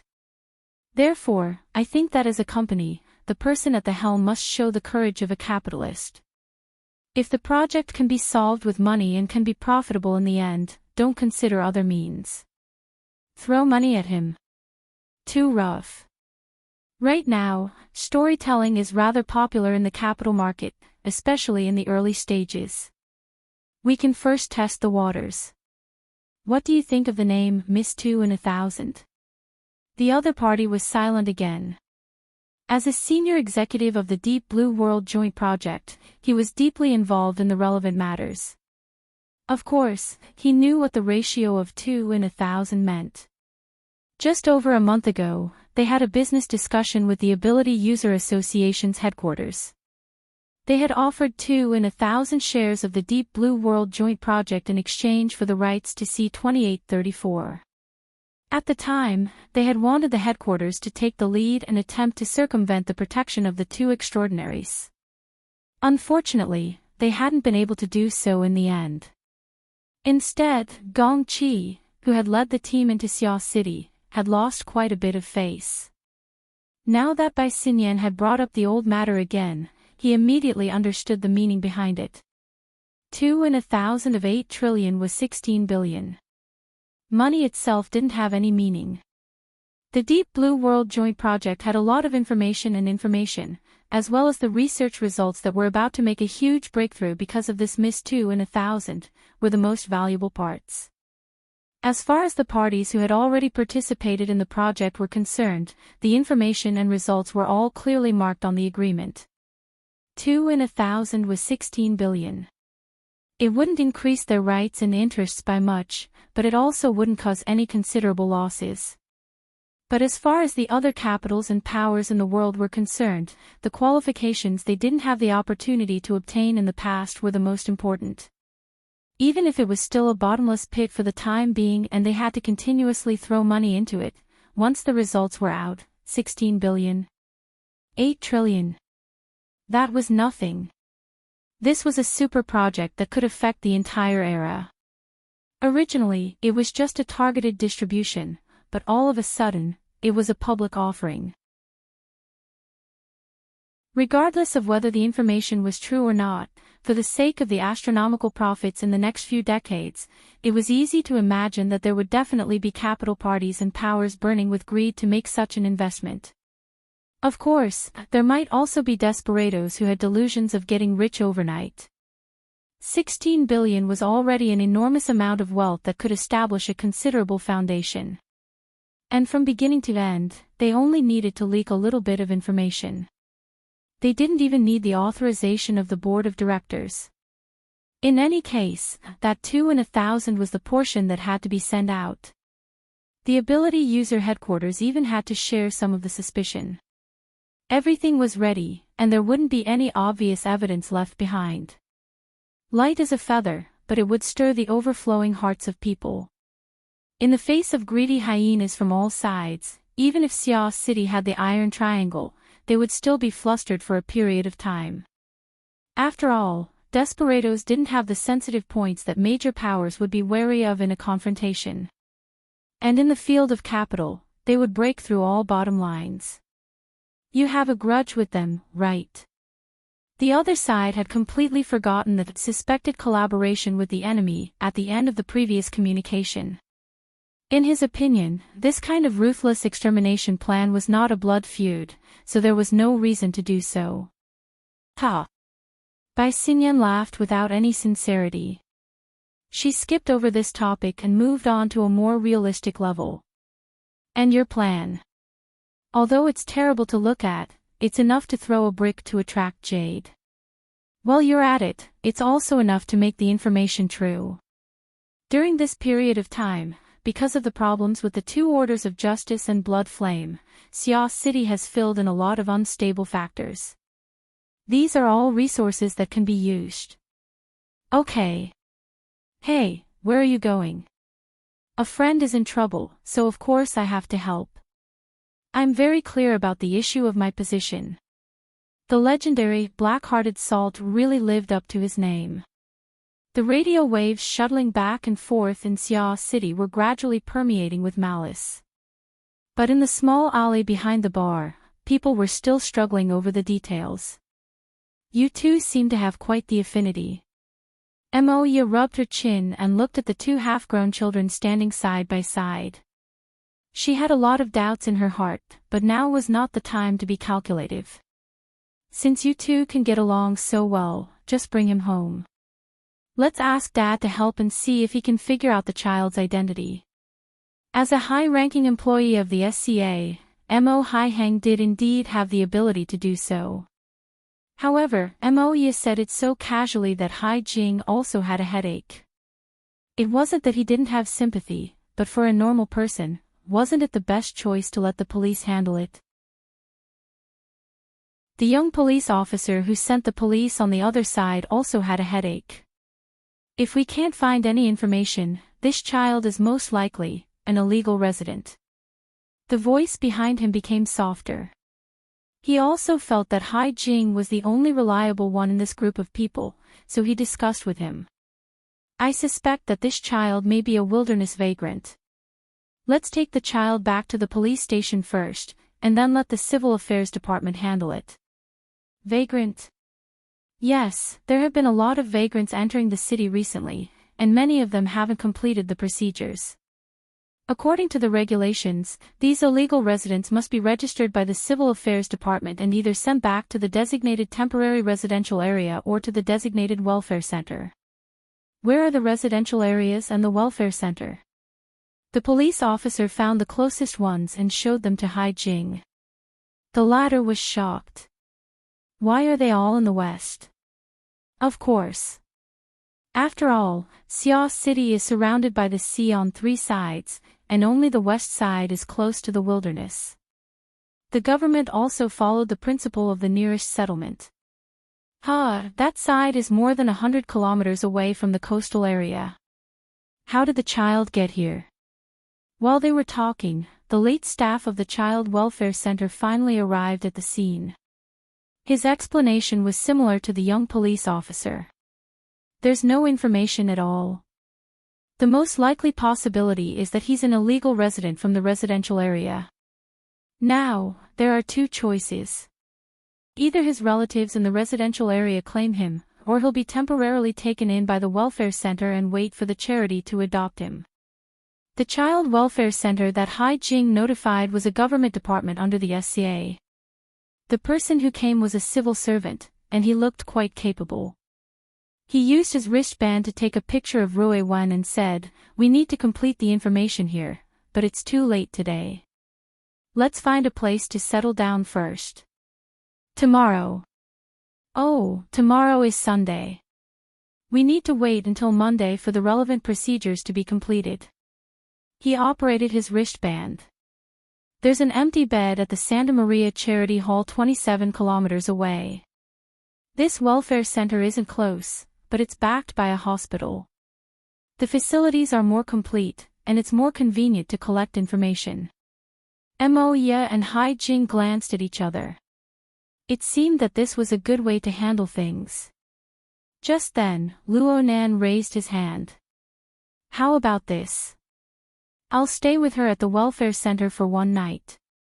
When that time came, the branch should be able to prepare the relevant information." Setting up the identity of a vagrant and appointing an adoptive family was a good background. "You?" The staff of the welfare center furrowed his brows. "You are. We're the informants."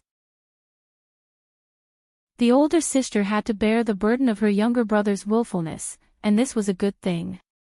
Moya roughly communicated, but the staff of the welfare center shook his head. "That's not necessary. We have professionals looking after her. Do you think she'll be obedient if I don't accompany her?" Luo Nan was still holding on to Rui Wen's wrist. He didn't let go for even a moment. Moya turned her head and suddenly realized that something was wrong. The police stepped forward and reported the situation to the staff of the welfare center. The staff of the welfare center had a serious expression when they learned of the situation. "Everyone, this isn't just a matter of charity. It also involves the basic collection of information in today's society, the placement of vagrants, and a series of other technical issues.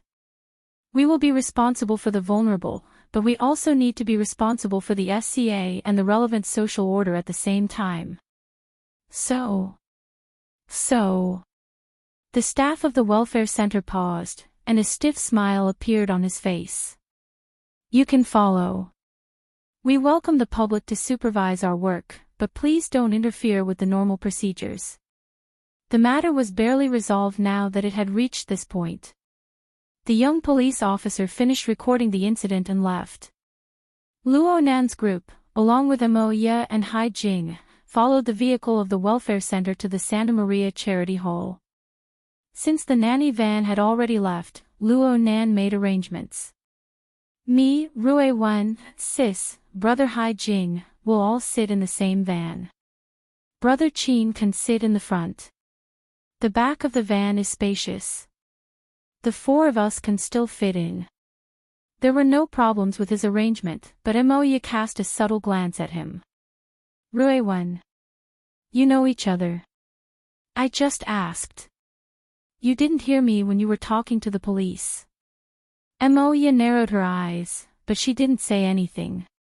The group of people got on the van, and they followed the vehicle of the welfare center. Rui Wen sat by the window. She was looking out the window at the direction where ink was flapping its wings. "It'll be fine. It'll definitely follow." Luo Nan knew what she was thinking and hurried to comfort her. During this time, the feedback of the closed system continued to affect Ink's body. Aside from the enlargement of its body, the bald crow's strength, agility, endurance, and other hard indicators all increased. Its flying speed was at least twice that of its peers. It could even be compared with some falcons.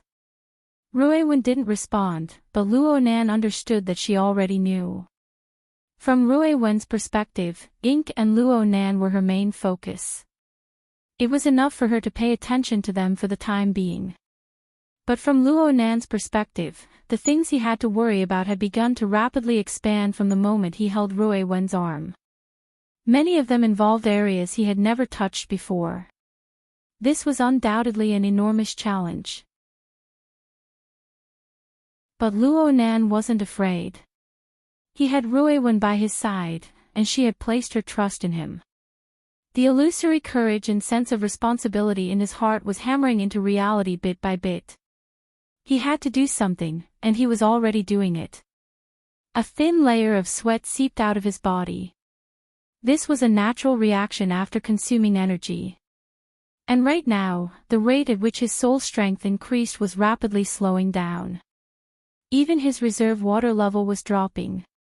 Outside the window, the freezing rain grew denser and denser. It was mixed with fine ice shards that hit the van with rustling sounds. A gap had already opened up in a corner of the void within this icy curtain of rain. An invisible soul cloak was wantonly expanding in this area where water molecules were rich. It was heading east. It had already plunged into the domain of the ocean. It was heading west at a speed far beyond the reach of vehicles. It covered Linhai, Lilan, Nade, East City, South City, Zhongshu, and the other 6 or 7 administrative districts of Xia City. It covered an area of nearly 10,000 square kilometers. In a few more minutes, West City, Pingjiang, River Wu, Woodwall, and the other western administrative districts would be covered by the Soul Cloak. Chapter 505. The small mechanical spider crawled along the corridor. It was fast, but it didn't bump into any railings or corners. This was a popular bionic toy, and it was also the favorite of the children in the orphanage. Many people might think that it was ugly, but most children still thought that it was cute and sometimes cool. Especially when it was wandering in the dark, its 6 sensory eyes would flicker unpredictably. It could scare people to the point that they would jump in fright. Without a doubt, this was the favorite of those naughty kids. The toy spider in the Santa Maria Charity Hall was only a basic version.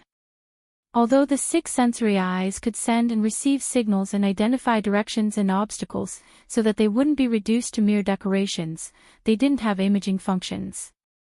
However, for some people, a simple stream of information was enough. 2 blocks away from the Santa Maria Charity Hall, the straight-line distance was about 3.5 kilometers. Inside a high-rise office building, the lights were still on at 10 o'clock in the evening on the 75th floor, even though it was a weekend.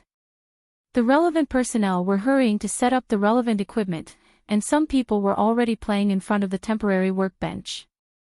Come on, give me a big signal, get out, I'll shoot you in the face with little noise.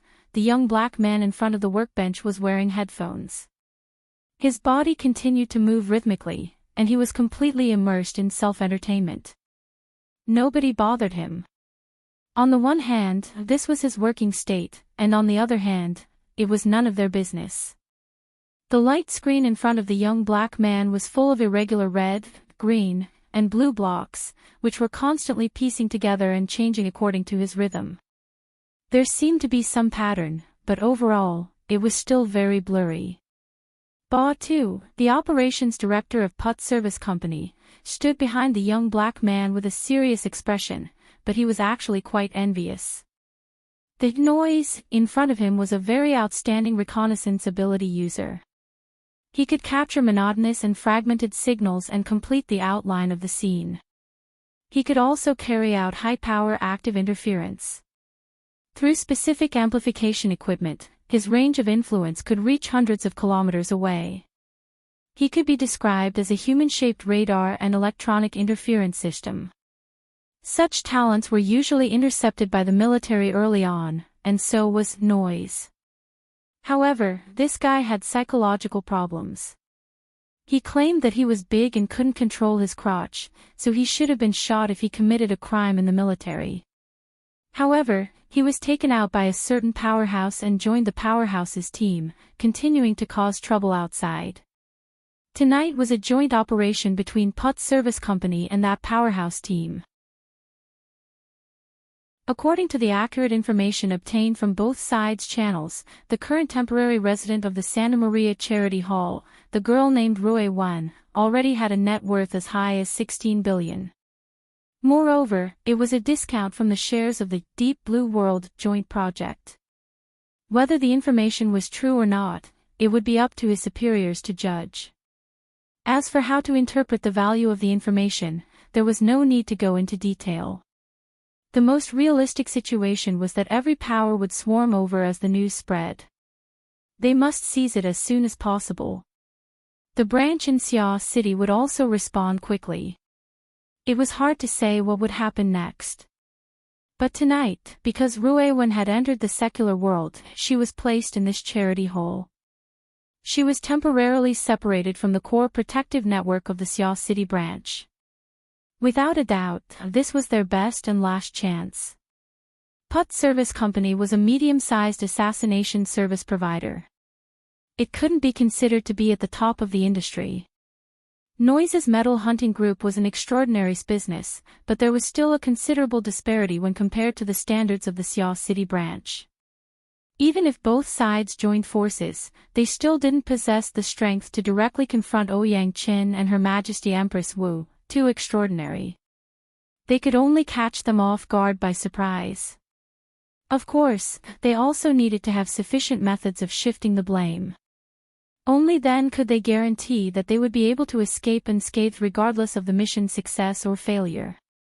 Ba too could roughly guess the insight of the powerhouse behind the metal hunting group. Aside from the standard of strength, Putt Service Company was chosen because they had a ready-made network and team in Sia City. They also valued their mercenary channels that covered every major city in East Asia and the vagrant tribes of the wilderness. They also valued their superclass shifting skills. It just so happened that Sia City had recently accepted several vagrant tribes. Dragons and snakes were mixed in them. There were a lot of desperados who were experts in their studies. Just as Batu was thinking about how to deal with the aftermath, someone walked into the workshop. The 2-meter-tall and sturdy body was very conspicuous. It was like the sound of metal plates rubbing against each other. There was a powerful oppressive force. You still haven't released the map, Mr. Gang Xiong. Ba Tu greeted him.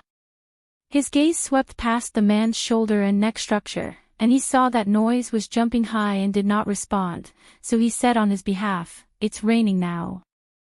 The disturbance is probably not small." The person who came was the third in command of the metal hunting group, Throat Splitter Gang Xiong. He was a very famous veteran architect and a B-rank powerhouse. Rumor has it that he once had a large part of his throat torn off, but he relied on his tenacious life force to survive. He only underwent a physical transformation. From then on, he liked to tear people's throats when he killed them. He received the fierce name of Throat Splitter. After Gang Xiong entered the workshop, he took on the responsibility of commanding. He asked about the progress of the technical team. "How's the cracking going?" "We still need around 10 minutes. The security system of the charity hall is connected to the Santa Maria Church Hospital. It will be quite troublesome to hack in. Mr. Gang Xiong, we can take advantage of this time to have a brief tactical meeting." Motherf ****. Ba Tu choked. Fortunately, he knew that Noise had made a breakthrough. This black bro threw off the monitoring headphones. He straightened his buttocks and screamed in excitement. Noise was a scumbag, but his skills were top-notch. As he screamed, the meaningless color blocks on the screen quickly decreased. It was like a streaming video with an unstable signal. There were more lags and mosaics, but the basic outline of the video was already visible. Sand table. Gang Xiong signaled his assistant to do something. Very soon, the digital sand table that had just been placed in the middle of the room displayed a panoramic 3D projection of the Santa Maria Charity Hall. It was a translucent grayish-white color. But a few seconds later, noise was more or less settled. The relevant data was transferred to the sand table, and bright colors were smeared over it layer by layer. At the beginning, there were some mosaics, but it quickly became clear. Especially in the special marked areas, a few human figures appeared. In the sand table projection, they were about the size of a finger, but their appearances were similar. The details were exquisite, and they were lifelike. They were the target of their target tonight. The charity hall was quite generous to temporary guests. The individual room on the first floor of the residential area was located at the corner of the building. Because of the flower bed, it could be considered a relatively independent half-enclosed courtyard. It was relatively quiet, and it was easy to make a move. Noise was ecstatic. Damned weather, damned weather, damned weather. I'll let you guys experience it. The sand table projection was covered by a blurry curtain of rain as soon as he finished speaking. Ba Tu furrowed his brows, but didn't say anything. It wasn't bad to be able to restore the scene in a more complete manner. Through this curtain of rain, he could also see a few details. In this freezing rain environment, low-altitude drones can be eliminated. A large lump of ice will fall in less than a few minutes. Gang Xiong was expressionless. He tapped the edge of the sand table with his finger. What else? Ba Tu was stunned, and Noise began to laugh mischievously. At the same time, the blank area in the sky above the projection showed the avatars and simple information of the 5 targets. Professional bodyguards with ability, former military deep blue walkers, and this, a humanoid infrasound array. Every time Noise mentioned a person's characteristics, a circle of special colored areas lit up in the projection area. Chi Nikuan's sensing range is approximately 30 meters. God's ability is a bit worse, approximately 20 meters. But you have to pay attention to the car parked beside the dormitory building. It is equipped with extremely sensitive sensing equipment. It is recommended that you don't use high-powered equipment within a 2-kilometer radius. Within 100 meters, you can view him as a mental sensing expert. Only now did Ba Tu know that Noise could actually capture information about the target's mental sensing range and reproduce it. It was truly inconceivable that his scouting ability could be displayed to such an extent. Noise had long since gotten used to this job. Of course, there's that youngster. Let's do a zoom. Alright, we need to expand the range of the model. At least 3 kilometers. That shameless little fellow has a sensing radius of 3 kilometers. Ba Tu was stunned. Radius or diameter? Noise chuckled. Are your ears not good? I said it was a radius. Everyone's luck is pretty good. We're separated by 2 blocks and diverged by 500 meters. Otherwise, we would be carefully considering how to resolve the awkwardness. Resolve the awkwardness. It should be said that they were running for their lives. While Ba Tu rejoiced, he still found it somewhat hard to believe. A sensing range of 3 kilometers. Could that fellow be an extraordinary? Noise ignored him and continued with his work. Next, dark scars hung down one after another in the projection area. Gang Xiong was rather interested. What is this? I don't know. In any case, it's very irritating. Back when I was stuffed into the military prison and had my ass busted, it was more or less the same feeling. Just this information alone can be sold for $1 million or 800,000 without a problem. If any of you dare leak it out, you'll be my enemy. Ba Tu's head was a bit swollen. If it really is 3 kilometers, any frontal operation is meaningless. Discussing this topic is really meaningless. Gang Xiong casually waved his hand, moving the 3 most threatening figures to one side and gathering the other 2 normal people in the middle. If these 5 people are all staying at the charity hall tonight, there's practically nothing we can do apart from forcefully attacking. This is the worst-case scenario. I'll consider canceling this operation. Ba Tu nodded. I agree. Gang Xiong sneered. That's not very likely. The charity hall isn't a hotel, and our pioneers aren't idiots. From Ba Tu's understanding, the so-called pioneer should be Quantum Holdings. According to the intelligence channels of the 2 partners, Luo Nan's group arriving at the Santa Maria Charity Hall had traces of Quantum Corporation's operations. Perhaps the other side also wanted to catch them off guard. Gang Xiong didn't care. We're only considering the latter scenario. This woman and her manager will leave. Maybe they'll give her a bodyguard. Maybe they won't. But no matter what, we're keeping an eye on her. A diversion. Don't speak nonsense. Gang Xiong swept his ice-cold gaze over. You must have forgotten this. His finger pointed at the core position marked on the sand table. Our target is this Rue Wen. She's also someone who dealt with Quantum Corporation's Deep Blue Walker Squad. It said that her close combat abilities are extremely strong. Do you want to verify it? Gang Xiong waved his hand without waiting for Ba Tu to respond. If we really touch her, our plan will pretty much be finished.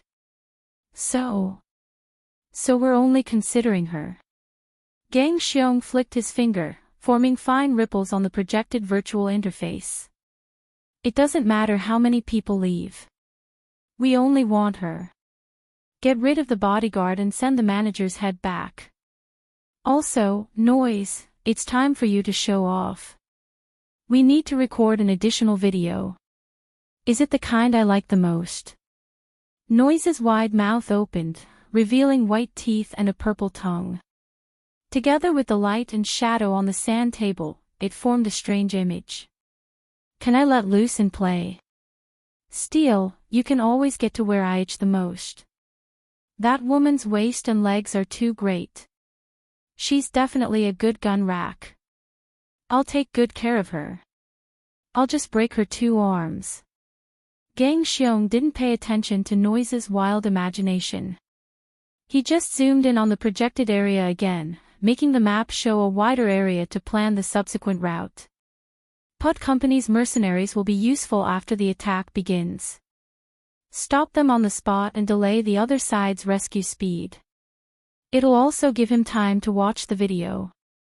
I hope you've made sufficient preparations. We've prepared 4 teams, and we've also prepared a wonderful disturbance. Ba Tu was quite confident in his profession, but right now he was a bit unsure. But Mr. Gang Xiong, are you sure you want to make a move on that person's sister? If you mess up, we're cooperating with your company because we like your operational abilities. We have a good target to frame, right? That's right, but... No buts. That young man himself is worth 16 billion, but he definitely shouldn't tie himself to the future power of this planet. He and his family don't have this right. Gang Xiong acted like a philosopher. His thick lips cracked open. If he can survive, he might even be able to foil our operation tonight. But for a long period of time, he'll have to face similar situations. I hope he can make a choice in time. Otherwise, he'll definitely be running for his life until there's nothing left to look forward to. Ba Tu didn't say anything, but he made up his mind to apply for a transfer after this. Otherwise, he might end up as cannon fodder. Gang Xiong concluded, what he does in the future has nothing to do with me. I need opportunities in time. I just want long legs. F*CK, F*CK, F*CK, F*CK, Noise responded loudly, getting more and more agitated. Gang Xiong still didn't care and continued planning the route. Our retreat direction is the sea. The closest place is the south coast. We can also avoid the Lilan district in the northeast. Oh, Gang Xiong, hurry up and start. My crotch is about to explode. As he spoke, Noise actually began to loosen his belt. He completely disregarded the current situation. This fellow was a complete pervert. I won't cut your thing, but I can pull out your throat. Gang Xiong finally issued a warning. Ba Tu let out a sigh of relief when he saw Gang Xiong restraining him. But he soon realized something. His expression quickly changed. Go to the sea. That's not what we originally agreed on. Yes. You want to enter the wilderness and use your outstanding ability to fish in troubled waters. And this is what we need. But if we head there directly, we need to traverse the entire city of Xia City. With the coverage of the psychic wave network, I don't think we have this opportunity. The sea is completely unobstructed. We can first enter the sea and then circle around the defensive line of the coastal defense forces. We can land ashore and cut into the interior from Mahjong. Although we'll take a long detour, we'll be able to catch many people off guard. Gang Xiong moved the core of the projection back to the charity hole. Before that, don't forget. Before we reach the sea, all we have are hostages and bargaining chips. The most important thing is how to get our hands on the target. Our boss is waiting in the open sea. Mr. Jin Tong. Ba Tu subconsciously felt a bit of reverence when he heard news of extraordinaries. Gang Xiong was even calmer. Boss Jin is coming from the sea. Of course we have to go to the sea. Otherwise, do you really think that Ouyang Qin and the martial monarch are watchdogs and Nan queens? You won't take them out of their nest. Ba Tu was stunned for a few seconds before saying, of course it's great to have Mr. Jin Tong holding the line. But I'll have to talk to the higher-ups about the direction. Gang Xiong waved his hand. Do as you wish, but don't waste time. Ba Tu walked out with a gloomy face. He heard noises clamor behind him. How many times do you think I should fire? 70, 80, or 90 times. You believe I can do it, right? Shut up. No. You can't handle my enthusiasm. Ugh. A muffled explosion seemed to ring out in the room. The voice came to a screeching halt. Ba Tu rejoiced that Gang Xiong had finally taken precautions. When he closed the door, he turned his head to look, but he saw Noise's mouth open. Noise's hands were hanging down, and the waistband of his pants fell to the ground, revealing the toy inside. It was truly an eyesore. But the important thing now was that dark red liquid was surging out of Noise's mouth. His eyes, nostrils, and ears were all the same. Enemy attack, long-range sniper. This was Ba Tu's first reaction. He instantly fell to the ground, and at the same time, he exerted force in his legs and moved backwards. He even pulled the door and closed it, blocking the sniper's line of sight. His reaction could not be said to be slow. But at this moment, blazing red light shot out, filling the room in an instant, blasting the closed outer door into pieces. Ba Tu also saw that the color of the projection area was already completely covered in blood red, and the corresponding outline was rapidly becoming blurry. But in that patch of blood red light, there was clearly a shadow that looked like a mix of a spider and a human. It was ugly and malevolent, as if a nightmare had leapt into reality. Facing this demonic shadow, Ba Tu actually did not know whether the red light came from the projection or from the void. He only saw Gang Xiong take a defensive stance. His body shone with a metallic luster as he roared and retreated. At this moment, Ba Tu had already smashed open the door of the opposite room and slid in. But in just 1/100th of a second, the red light had already covered him. The most terrible thing was that the energy of this red light did not rush outwards, but was pulling in the opposite direction. It was like an invisible whirlpool, forcefully pulling Ba Tu's body towards the area where the blood red light was the thickest. That center might be the fatal gates of hell. Ah! Ba Tu desperately stretched out his hand, wanting to grab the door frame of the opposite room. But the moment his fingers touched the frame, the suction suddenly disappeared. He slammed onto the ground, his head dizzy and his legs weak.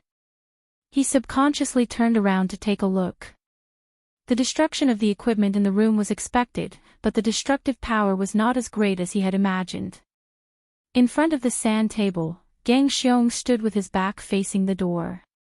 He did not move, but his body seemed to be trembling non-stop. "Mr. Gang Xiong?" Ba Tu asked in a probing manner. Before he finished speaking, he saw Gang Xiong's enormous body instantly bend and twist. His muscles and bones shrunk into a ball amidst the fine tearing sounds. Then, it suddenly stretched, collapsed, and shattered. The same fate also included those operatives on the ground. An invisible force field covered the entire room, leading everything, but Ba Tu would rather believe that it was a demonic plate of flesh and blood that came from hell. The tearing sound that made one's teeth ache finally turned into a muffled explosion. Blood fog filled the room, and in front of the wantonly smeared colors, Ba Tu's mind was blank.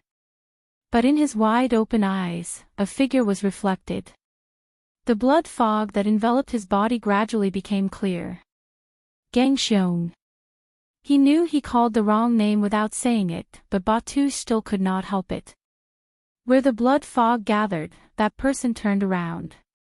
This was a middle-aged man with an ordinary appearance. Compared to the human-shaped giant bear Gang Xiong, he was much thinner, but his body was also very strong. He was naked, not wearing a single thread of clothing. His eyes swept across the room, and finally fixed on Ba Tuesday. Ba Tu swore that he had never seen such a cold and empty gaze. Those eyes seemed to be filled with countless layers of black fog, and he could never see them clearly, but why did he feel that they were so familiar?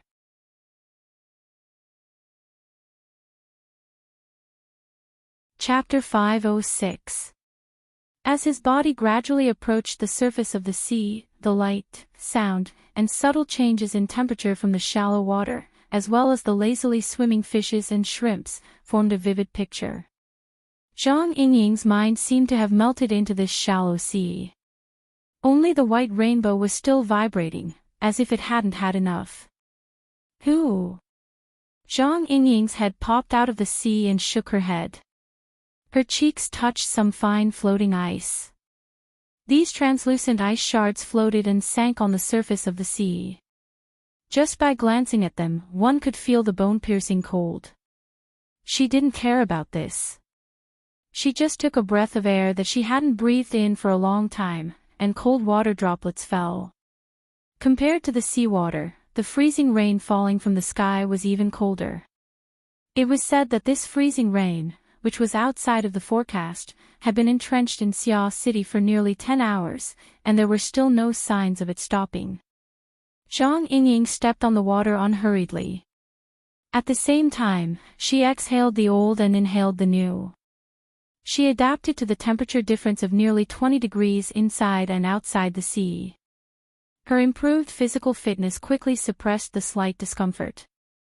After her body felt more comfortable, she blew a breath of air at the surface of the floating ice. The air that should have been warm blew out a sharp and cold smell. A shallow crack extended from the surface of the sea in front of him until it reached 30 meters away before disappearing. Bai Hong's power continues to increase. I can now be considered a sword fairy who can kill people with a breath. Zhang Yingying licked the corner of her lips. She had to admit that her lips and tongue were a little numb just now, and there was a small crack on the inside of her lips. This was the price of acting tough. Compared to the rapid advancement of the white rainbow innate skill, the strength of her body was actually unable to keep up. This was a rather bizarre matter. It could be said that his body and soul were out of balance, but it was a bit different. He would have to ask Her Majesty Empress Wu for guidance when he returned. Of course, they could consult him at any time. She had been bored at the bottom of the sea for almost 10 days, so she had to relax no matter what. Today just so happened to be Sunday. Taking a few of his best friends out for a walk or two in the wilderness would be the happiest thing in life. With that in mind, Zhang Yingying also turned on the Hexier's voice connection function. Soon, a series of push notifications sounded. At this time, she had already arrived at the bottom of the cliff facing the sea with the push of the waves. She skillfully jumped and climbed the cliff. The most eye-catching message came from Bai Xinyan. The weather in Xia City was clearly gloomy and damp, with freezing rain falling down.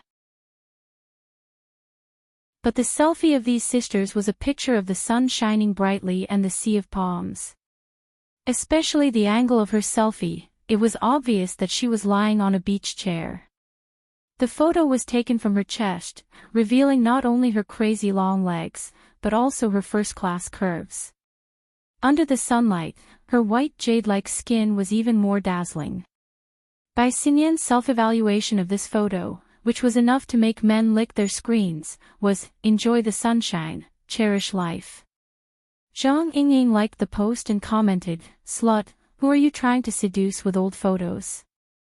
Ding dong, the other side actually replied within seconds, it's obviously the latest. New. Only then did Zhang Yingying realize that something was wrong. At this time, another voice rang out. It was still by Axian Yen, using this to seduce a 16-year-old boy, will he be forgiven? Starting from 3 years, but for an old woman like you, it's a huge profit. Why does this sound so wrong? She sent him a private message. Where are you? Let's go shopping. Hee, in Chan City, you can't enjoy 2 kinds of holidays. When did you get there? Last night in Xia City. The weather isn't good, so hurry up and run. Zhang Yingying clicked her tongue. She felt that it was strange. She understood her friend's personality very well. The more senseless her words were, the more often there was a deeper meaning behind them. Did something happen? Bai Xinyan didn't say anything more to her, see you in spring. You have to seize the moment to enjoy life and the sunshine. It was as if she had a terminal illness. Tui. Zhang Yingying wanted to ask a few more questions, but at this time, the topic she had been paying attention to was updated. It was on the headquarters website. Her Majesty Empress, who had personally issued the RT-8313 Honor Points mission. It was supposed to be a historical number of people replying to the mission, and it was a benign exchange of pointers. But now, that loathsome REE and her inventions of Spray Pot Man and Summer Blow had led it astray. It had become a battlefield for territorial killings. If it weren't for the fact that she was at a critical juncture in her cultivation, Zhang Yingying would have long since taken command and gone to war with those scum from headquarters. She hadn't vented in time, so she had been holding her breath. She maintained a high degree of attention and intense obsession with the situation over there. But what the hell was with this pushed news? Who gave this news to? Holy crap. Exploration News Agency, Xia City, December 9th. The Xia City Security Bureau has confirmed on the evening of the 8th that riots occurred in many areas of the city, resulting in many deaths. The Xia City Police Department has posted on their official social media accounts that the riots occurred around 2200 hours on the 8th. They involve a wide area, and the composition of the participants is complex. At present, 47 people have died in the riots. Of the 24 administrative districts of Xia City, 12 have already entered a state of emergency.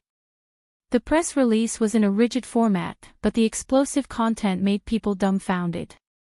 Zhang Yingying was like this. She had already climbed to the middle section of the cliff where she was temporarily resting in her little nest. She didn't have the mood to rest after seeing this news. She didn't even change out of her diving suit. She continued to climb and jump. She crossed over 2 layers of road and arrived at the very top of the cliff. It was also the highest point of the surrounding coastline. She climbed high and looked into the distance. She saw small patrol boats shuttling back and forth in the distant sea.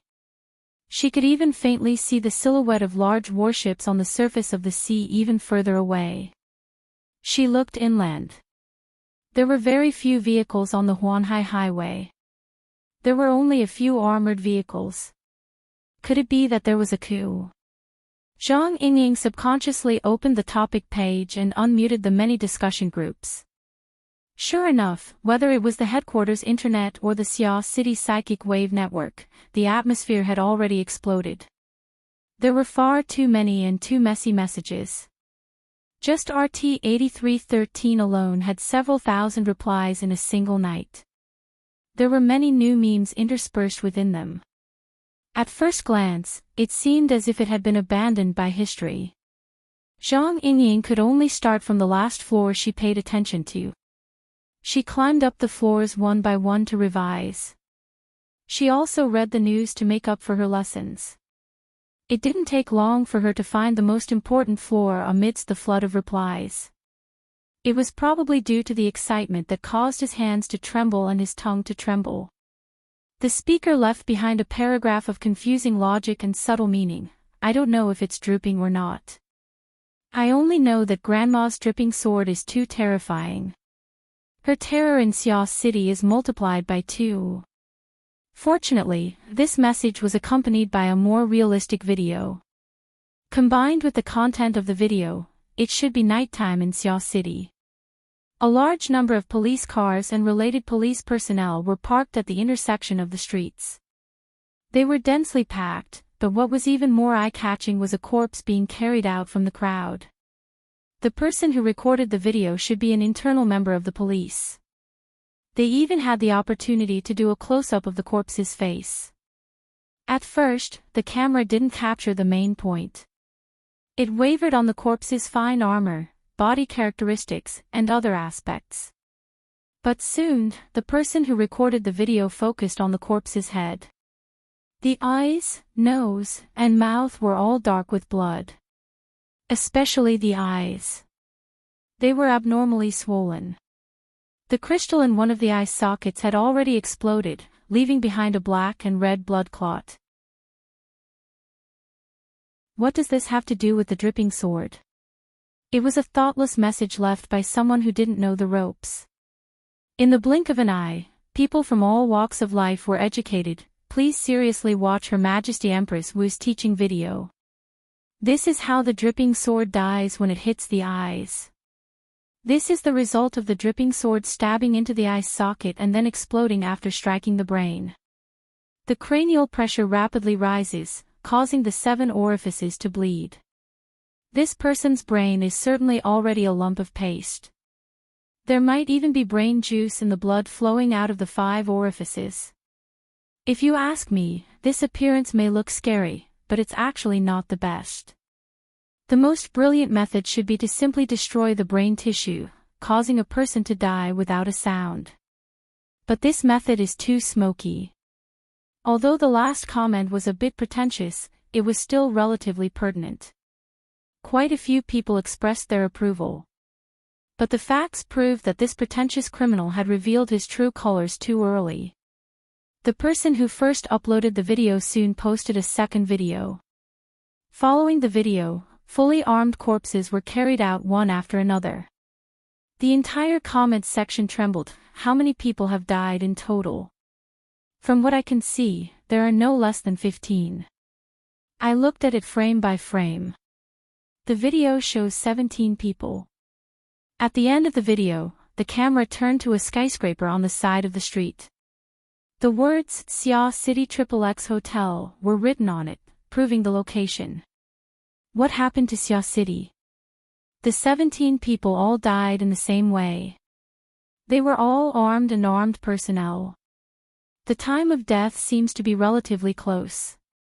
No matter how I look at it, it doesn't seem like they were tortured to death. In other words, the time of death of these people is very close. Perhaps it was only a few breaths of time. The one who used the dripping sword was actually a machine gun user, right? Some people didn't even have the safety on their guns. In the end, how simple were their deaths? Requesting ultra-clear pictures of the scene of the incident. As long as one stayed on this topic, most of them would be practitioners and enthusiasts of the dripping sword. What they loved the most was to analyze the structure of the dripping sword and unearth its potential. Therefore, when the two videos came out, the enthusiasm of the people rapidly exploded. And just as the people were discussing this scene spiritedly, it was already the 9th. In other words, it was around 5 o'clock in the morning. What followed was the news that Zhang Yingying had seen before. It made all the ability users who were paying attention to this matter understand the death toll and the scene of the incident were far from what they understood from the video. There were less than 20 corpses at the scene. Where were the rest? Did they die in the same way? Did I float in the air the wrong way? Zhang Yingying couldn't help but ridicule herself. The atmosphere of Xia City was a complete mess overnight. As for herself, she couldn't help but think of a certain spray pot man when she saw the dripping sword. But even if she thought about it with her toes, this sort of pure slaughter wasn't something a child would do. As for the machine gun-style killing technique, aside from Her Majesty the Empress Wu, she really hadn't seen anyone else perform a similar demonstration. Just as she was letting her imagination run wild, a new related push notification arrived. It was a link to a live broadcast. She subconsciously clicked on it and saw a capable and experienced woman give a thumbs up from behind the screen. Frontline dispatch, life combustion. I am a battlefield reporter who accidentally traveled to Xia City.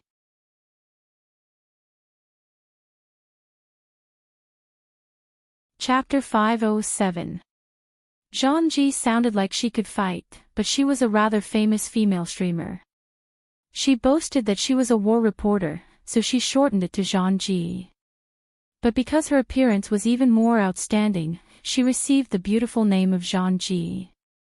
Her heart power wasn't outstanding, but she was very sensitive to news. She was also super bold, often appearing on the front lines of conflicts in the inner world. Many times, she was in a very difficult situation. There were even a few times when she was shocked to death by the shockwaves of a battle between experts. Many viewers loved this kind of tone. They called it immersion. Now, she was in Xia City. When the live broadcast officially began, Zhang Ji even played a short clip that she had made at the last minute. It was a general summary of the news and intelligence related to the Xia City riots from last night until now. The 20-second clip could be considered simple and to the point. Coupled with the bullet comments from some well-informed people in the live broadcast room, it basically explained the state of affairs through public channels clearly. But in these 20 seconds, Zhang Yingying couldn't help but pout. She had no prejudice against Zhang Ji, but she wanted to see the real thing. What was the point of Shui Man's live broadcast?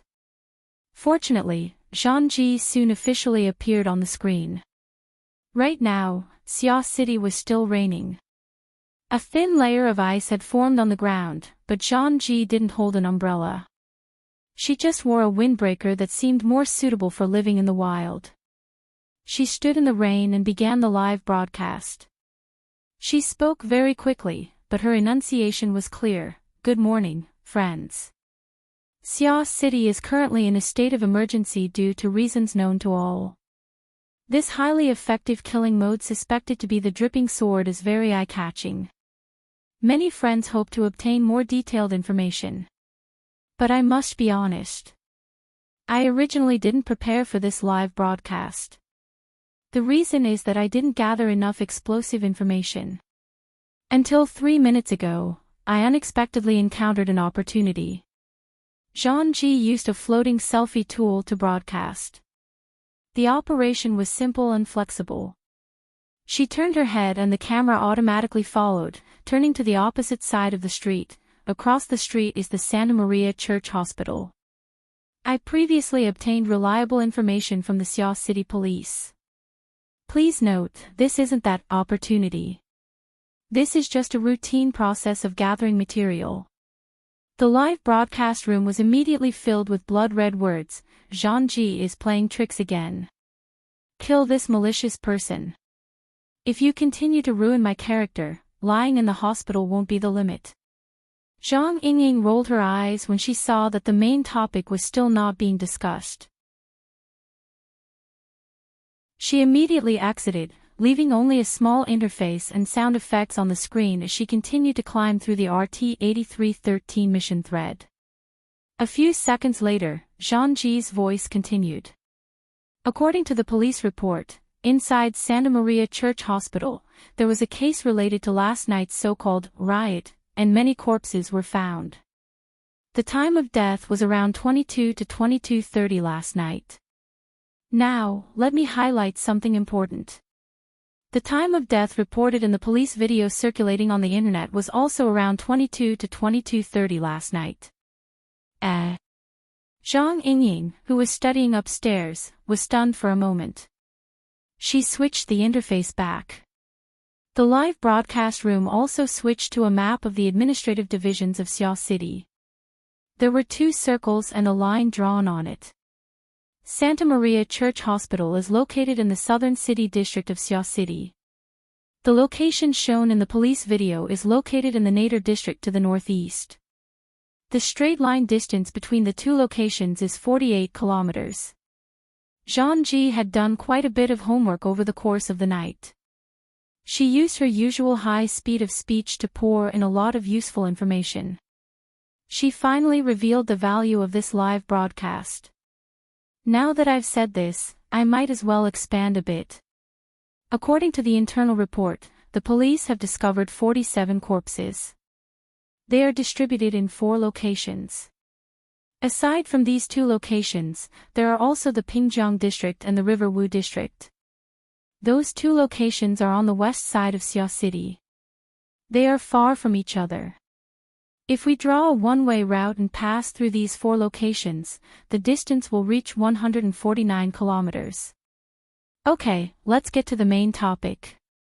After the map marked out a few relevant locations, it immediately disappeared and Zhang Ji's figure appeared once again. She pulled down her half-wet hood, as if she was deliberately covering her face. She appeared very cautious and cautious. Just like before, I don't know if today's live broadcast will be able to proceed smoothly. After all, this doesn't depend on me. It depends on luck, as well as the heart of the target god.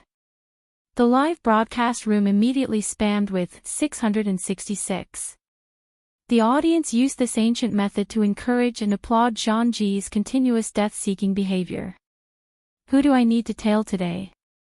Oh, Yang Qin, since he's in Xia City. Isn't it better to just go to Shangding Building and knock on the door?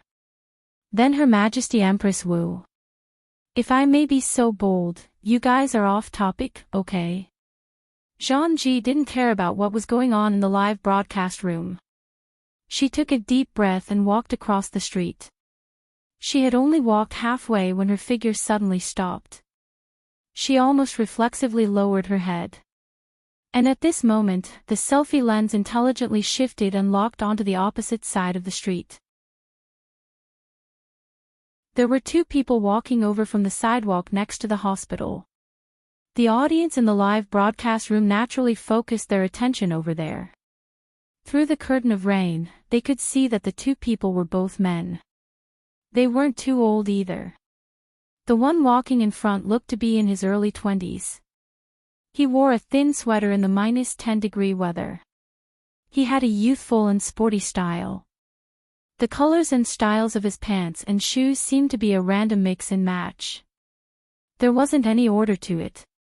In comparison, the young man in his early 30s was a lot more mature.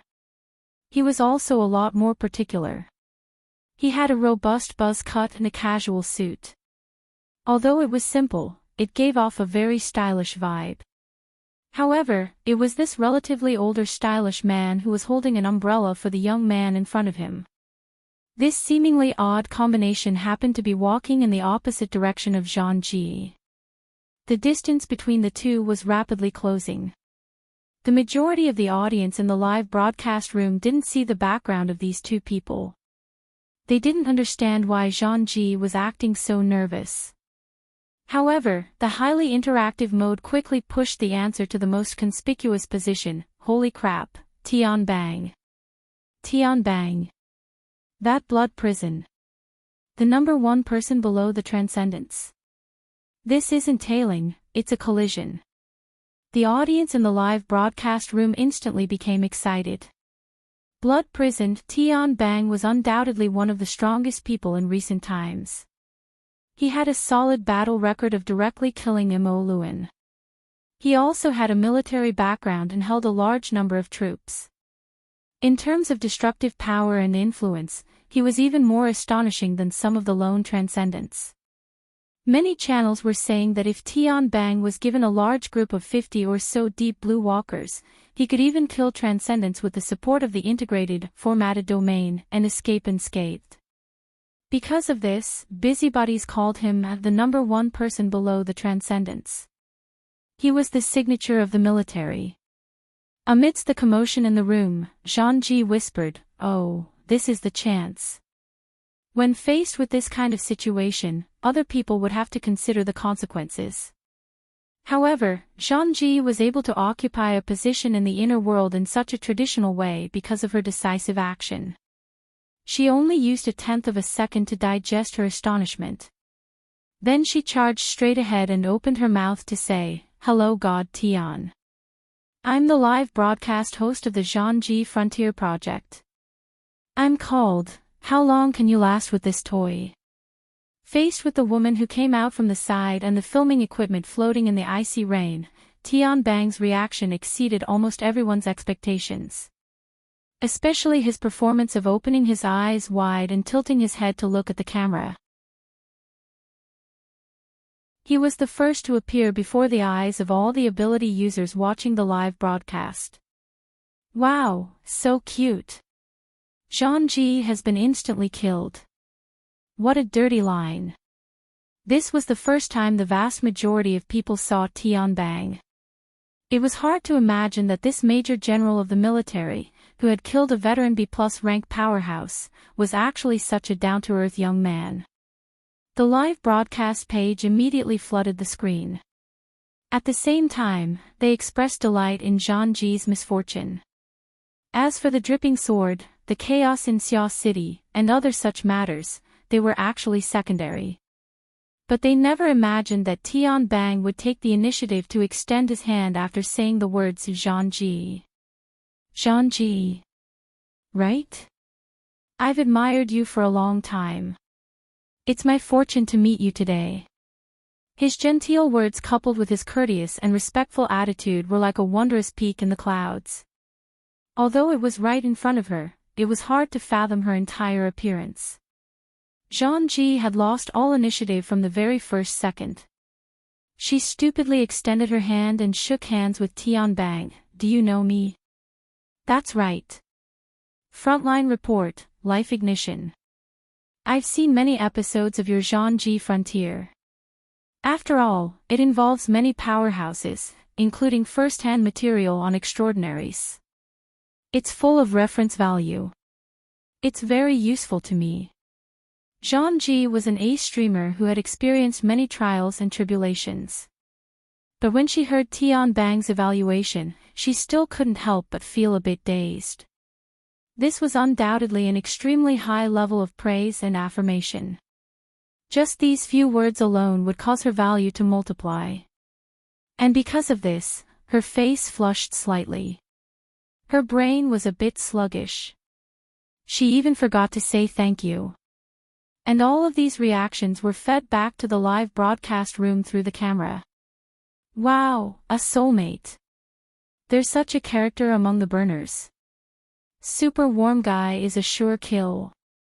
Zhang, steady. Don't throw yourself at him. Hurry up, wash yourself clean and get married. The live broadcast room was like a festival, and Tian Bang was gathering fans like crazy. The vast majority of people had forgotten their goal in watching the live broadcast. There were random greetings to Tian Bang, and there were also people who encouraged Zhang and Tian Bang to tour Xia City hand in hand. In short, the topic was a complete mess. That's enough. As a member of the audience, Zhang Yingying had the urge to switch to another page. And at this time, Zhang Ji, the streamer, had actually calmed down.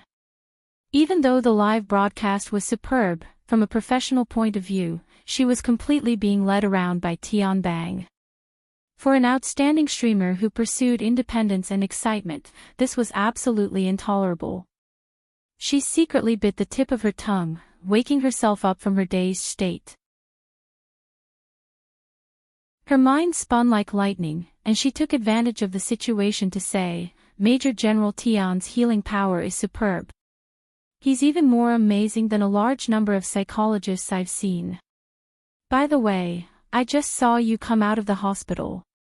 Tianbang was all smiles as he interrupted her. It wasn't the hospital, it was the charity hall attached to the hospital. I just went to see a friend, but the door was shut in my face. The topic had flown off again. Under these extraordinary circumstances, who would believe that Tianbang, as a representative of the military, would specifically go to a case-related area just to see a friend? Tianbang's slippery manner made Zhang Ji feel quite defeated. Interviews and the like really weren't her forte. She should have followed the public opinion and tailed him. However, Zhang Ji was a bit curious. What kind of friend would a character like Tianbang have at the charity hall? And why would he bluntly shut himself in? Could it be that he was a super volunteer hidden in the city? After thinking for a bit, Zhang Ji probingly asked, that friend of yours, he's not here? He's not seeing any guests. I'm thinking that it's probably because he didn't bring any gifts to visit. So I'm preparing to mend the pen after the sheep is lost. I'm going to help him kill a few people to make my attitude clear.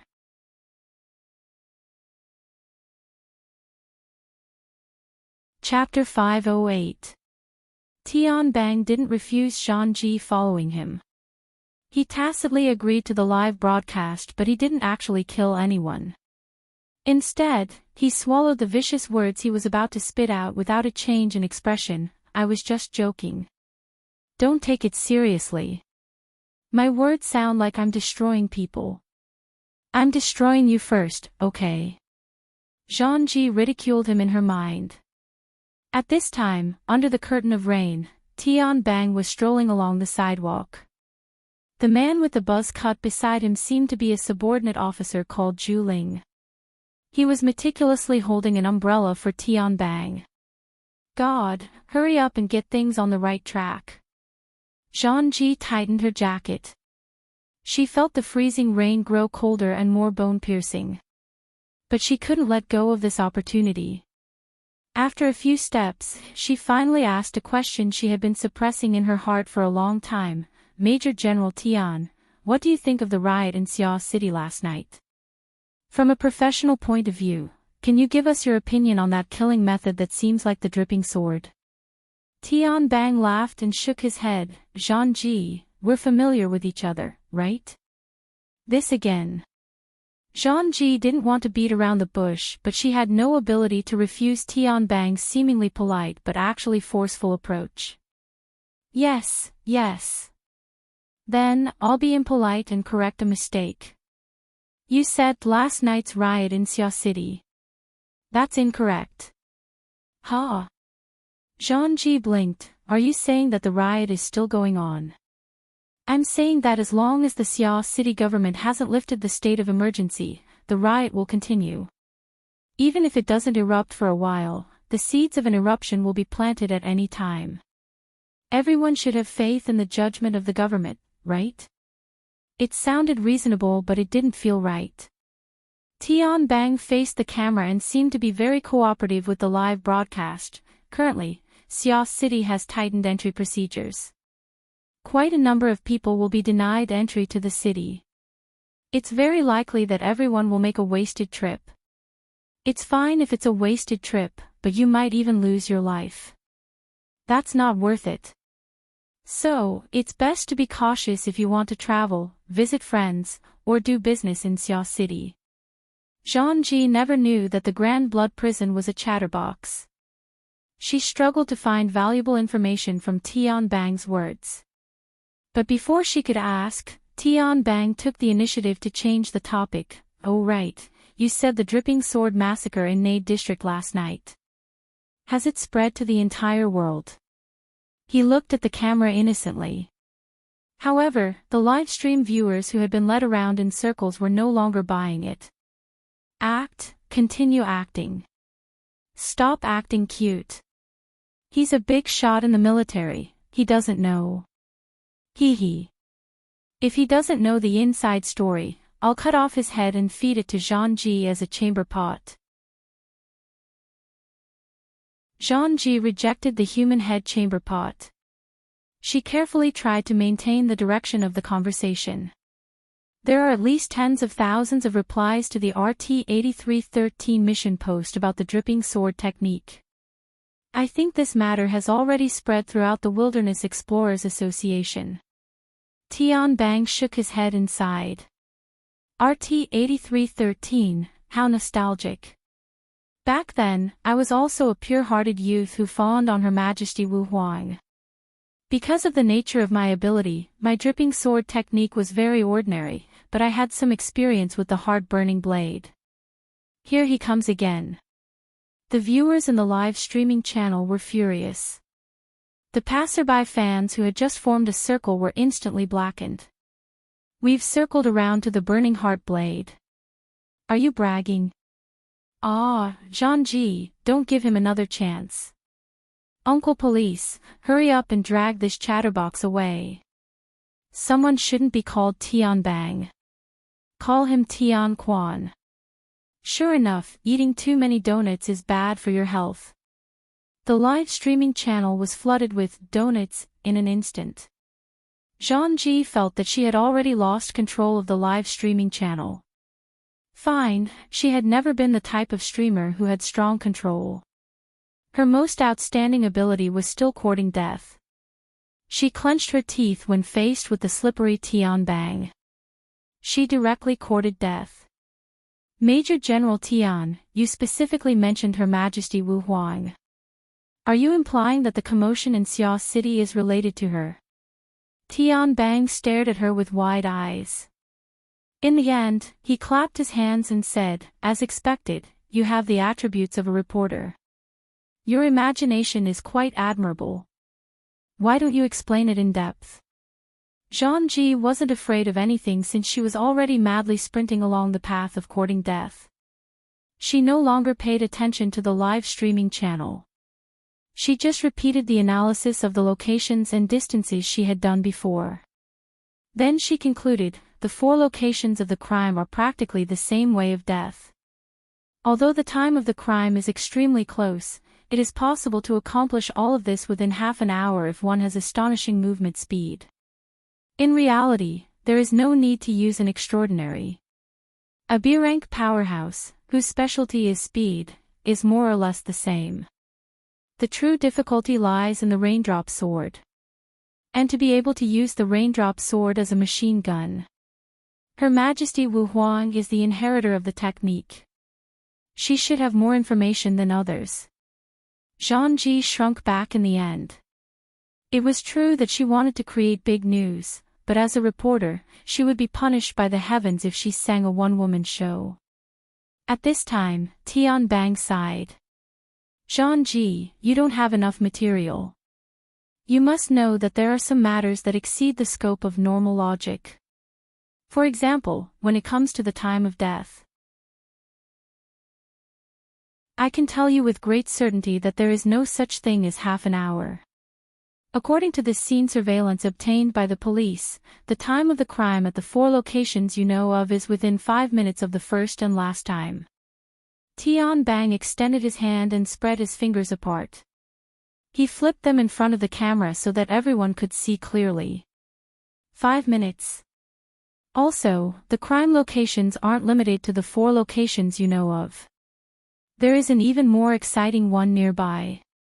Zhang and I will take everyone there to experience it.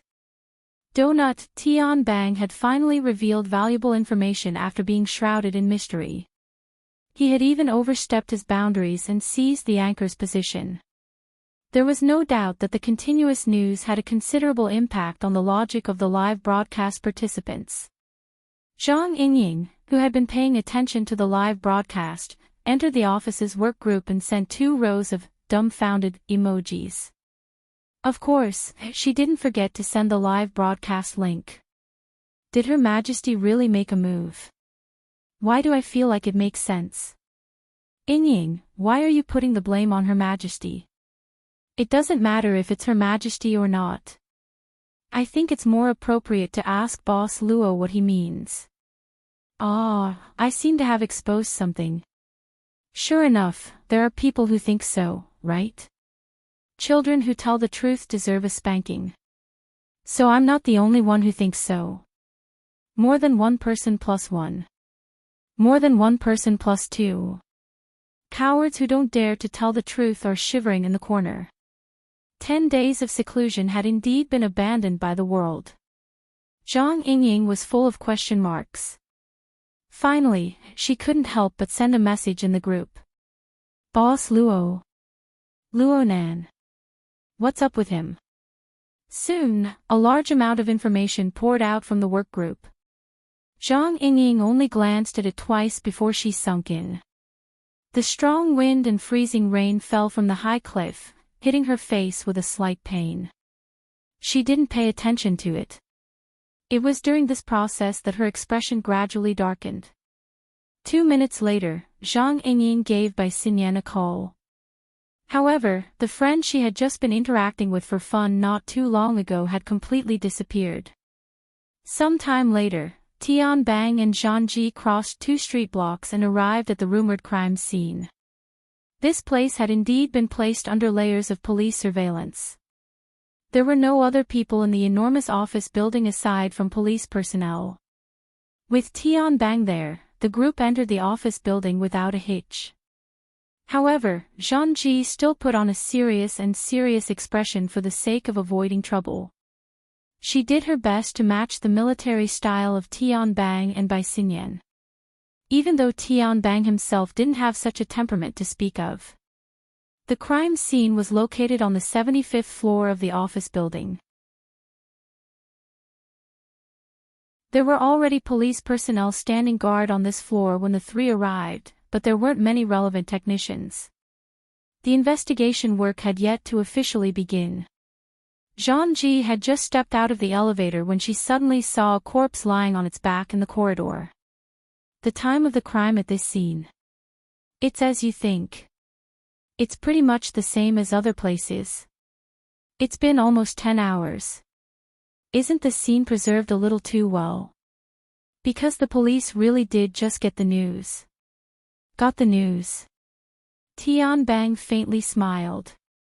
He led Zhang Ji around the corpse and into the studio of the first crime scene. The room was a mess, but it basically maintained the same appearance as last night. It wasn't damaged. There were some splashes of blood on the floor and the workbench, but there were no other corpses. Since Tian Bang was cooperating, Zhang Ji didn't hold back. She quickly recorded the surrounding situation and even gave the corpse a close-up shot. The people in the live broadcast room were all ability users.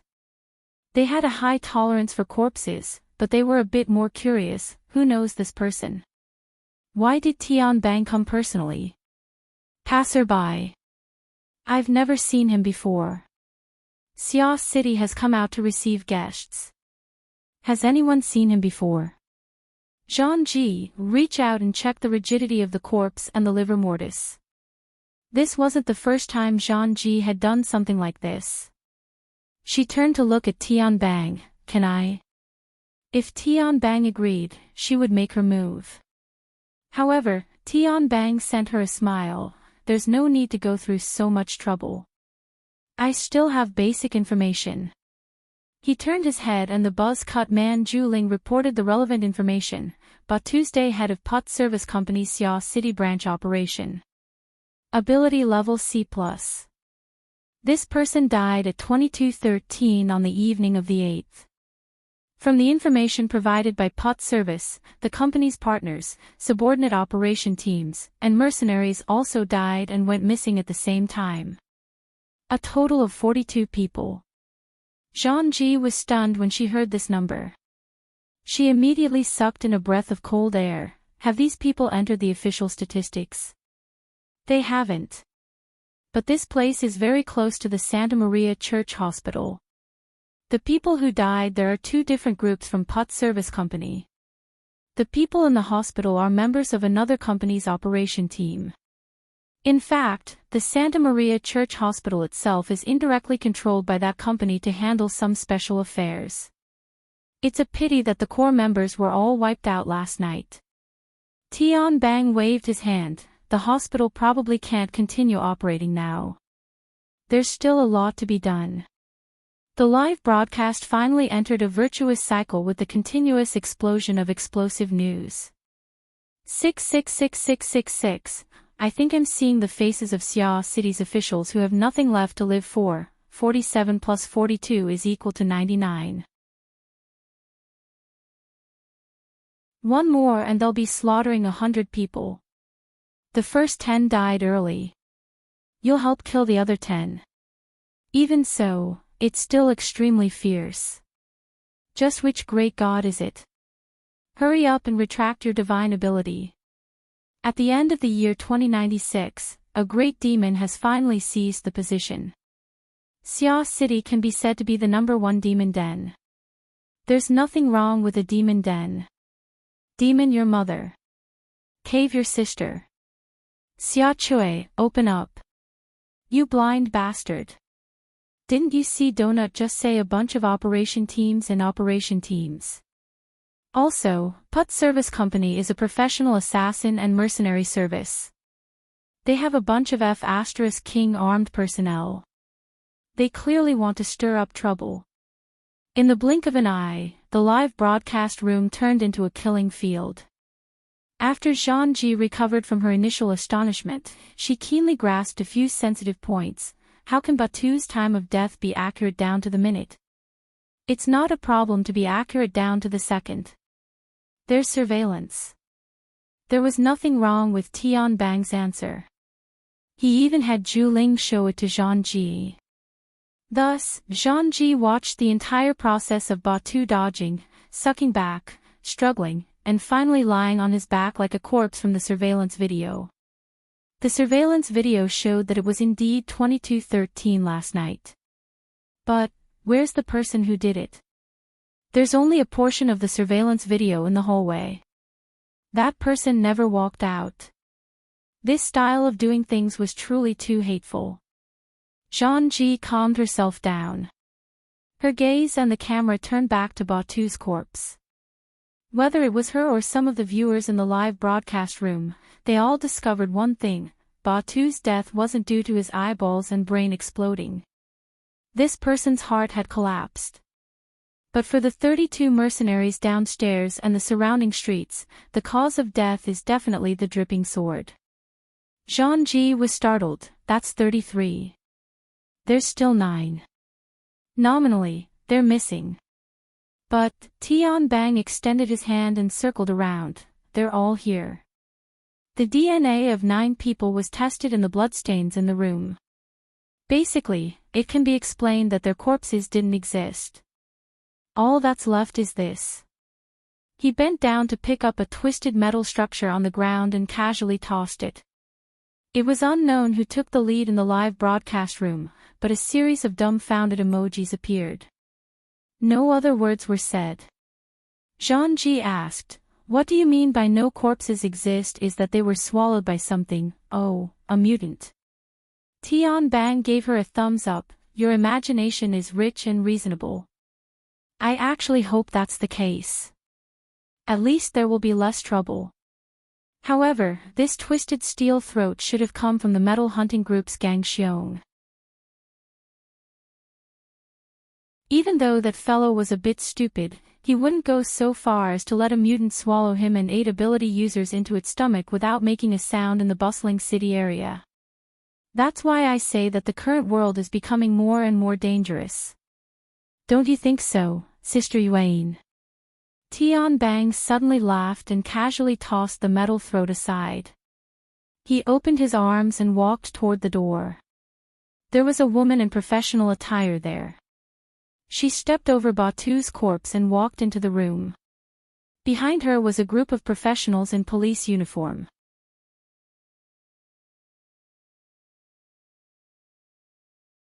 Chapter 509. Long time no see, little sister Yuain. Come hug me. Hello. Did I call you little sister? There are so many people here. I'm too embarrassed to call you big sister. You're 15, I'm 20. You're 20, I'm 25. So what if I call you little sister? I called you big sister because I thought you were a bit pitiful when you first joined. Now that you've made a name for yourself, can't I set things right? Tian Bang entered in to follow and strike up a conversation after the woman in business attire entered the room. He chattered incessantly as if he was afraid that others wouldn't know of their relationship. He didn't pay any attention to the other police personnel. His actions were effective. Zhang Ji's camera followed them from beginning to end. The live broadcast room soon focused on them and there were bullet comments. They look like childhood sweethearts, full of adultery. Who is this? He Yuain from the Xia City branch. A retired burner from the military. She's currently the most powerful person under the Iron Triangle. That's right, that's right. It's her. She basically does routine work. And she's a fair, rich, and beautiful woman. You know about Kong Tianhe? She's the successor of a military aristocratic family. Officer He, she's high. Be careful, Boss Luo. What do you mean by that? The atmosphere in the live broadcast room was cheerful, but Tian Bang was already chatting to death. He helplessly raised his hands in surrender when faced with He Yuan's piercingly cold gaze. Okay, let's talk business. You saw the situation. If you had obsessive-compulsive disorder, you wouldn't be happy seeing this scene. It's clearly the same group of people, but the result is 3 ways to die. Their entire body was smashed and swallowed. Destroying hearts and taking lives doesn't have any access power. Only the vagrant mercenaries under them can enjoy the same treatment as those on the outside. How do I say this? I had a rough idea of the severity of the situation before arriving at the scene. But now I find out that I clearly underestimated it. That person has no concept of killing people, right? Maybe it's like playing a video game. So they'll continue to die, right? He Yuan thought for a moment and finally responded, most likely they will if the matter isn't resolved. Tisk, you're so honest. It makes people despair.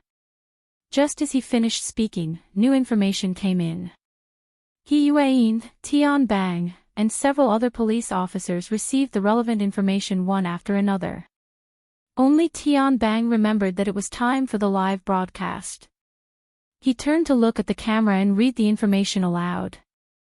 4 people died at the Baibo Company's restaurant. An aircraft suddenly went out of control and crashed into the building at the entrance of the SCA branch office in Xia City. It was turned to dust by defensive weapons. There were around 7 to 10 people inside. The death toll from the riots in Xia City has officially broken 100. 100 slaughter, achieved. In essence, there was no difference between the deaths of 90 people and the deaths of 100 people. But in terms of statistics, 3-digit numbers were always more shocking than 2-digit numbers. This is a lawn mower. A large number of agree, approve, lawnmower +1 words of agreement immediately appeared in the live broadcast room. Finally, 100 floated across the sky as a conclusion to this matter. Compared to the death toll, Tian Bang and He Yuan were more concerned about the 2 new locations. Tian Bang scratched his head. It's Sunday today, and there's no overtime. I'm afraid these 2 groups of people were there to check out the situation and ended up like this. He already knows how to take precautions. Should I say that it's worth celebrating? This time, He Yuan did not reply. Previously, no matter how much Tian Bang nagged, she would always meticulously walk to the scene. Now, she arrived before the metal component that Tian Bang had casually tossed aside. She lowered her eyes and sized it up thoughtfully. Tian Bang sighed. It's most likely Gang Xiong. The surveillance shows that he and the other metal hunting group members entered here last night and never left. Someone in the live broadcast room typed a question mark. Steel Bear. It's Gang Xiong, not Bear. Donut already said it before. I heard it too. I'm completely confused by Donut. He mentioned it before, but I didn't pay attention. F*CK, a B rank died without a sound. 666666. The screen of the live broadcast room was spammed without any technical content. It drowned out some valuable discussion and information, and the gaudy bullet screen made people feel irritated. Damn it. Zhang Yingying was already beyond furious after her repeated attempts to contact by Xinyan failed. Even if she did not personally confirm it, she was certain of the nature of this matter. Did White Salt have a screw loose? What was she thinking? She hatefully exited the live broadcast room. She wanted to just turn it off, but after a moment of hesitation, she decided to keep it. She originally wanted to contact Luo Nan, but the number she got through was Bamboo Pole's number. Half a minute later, she leaped down the cliff, changed her clothes, and stepped onto the Huanhai Road.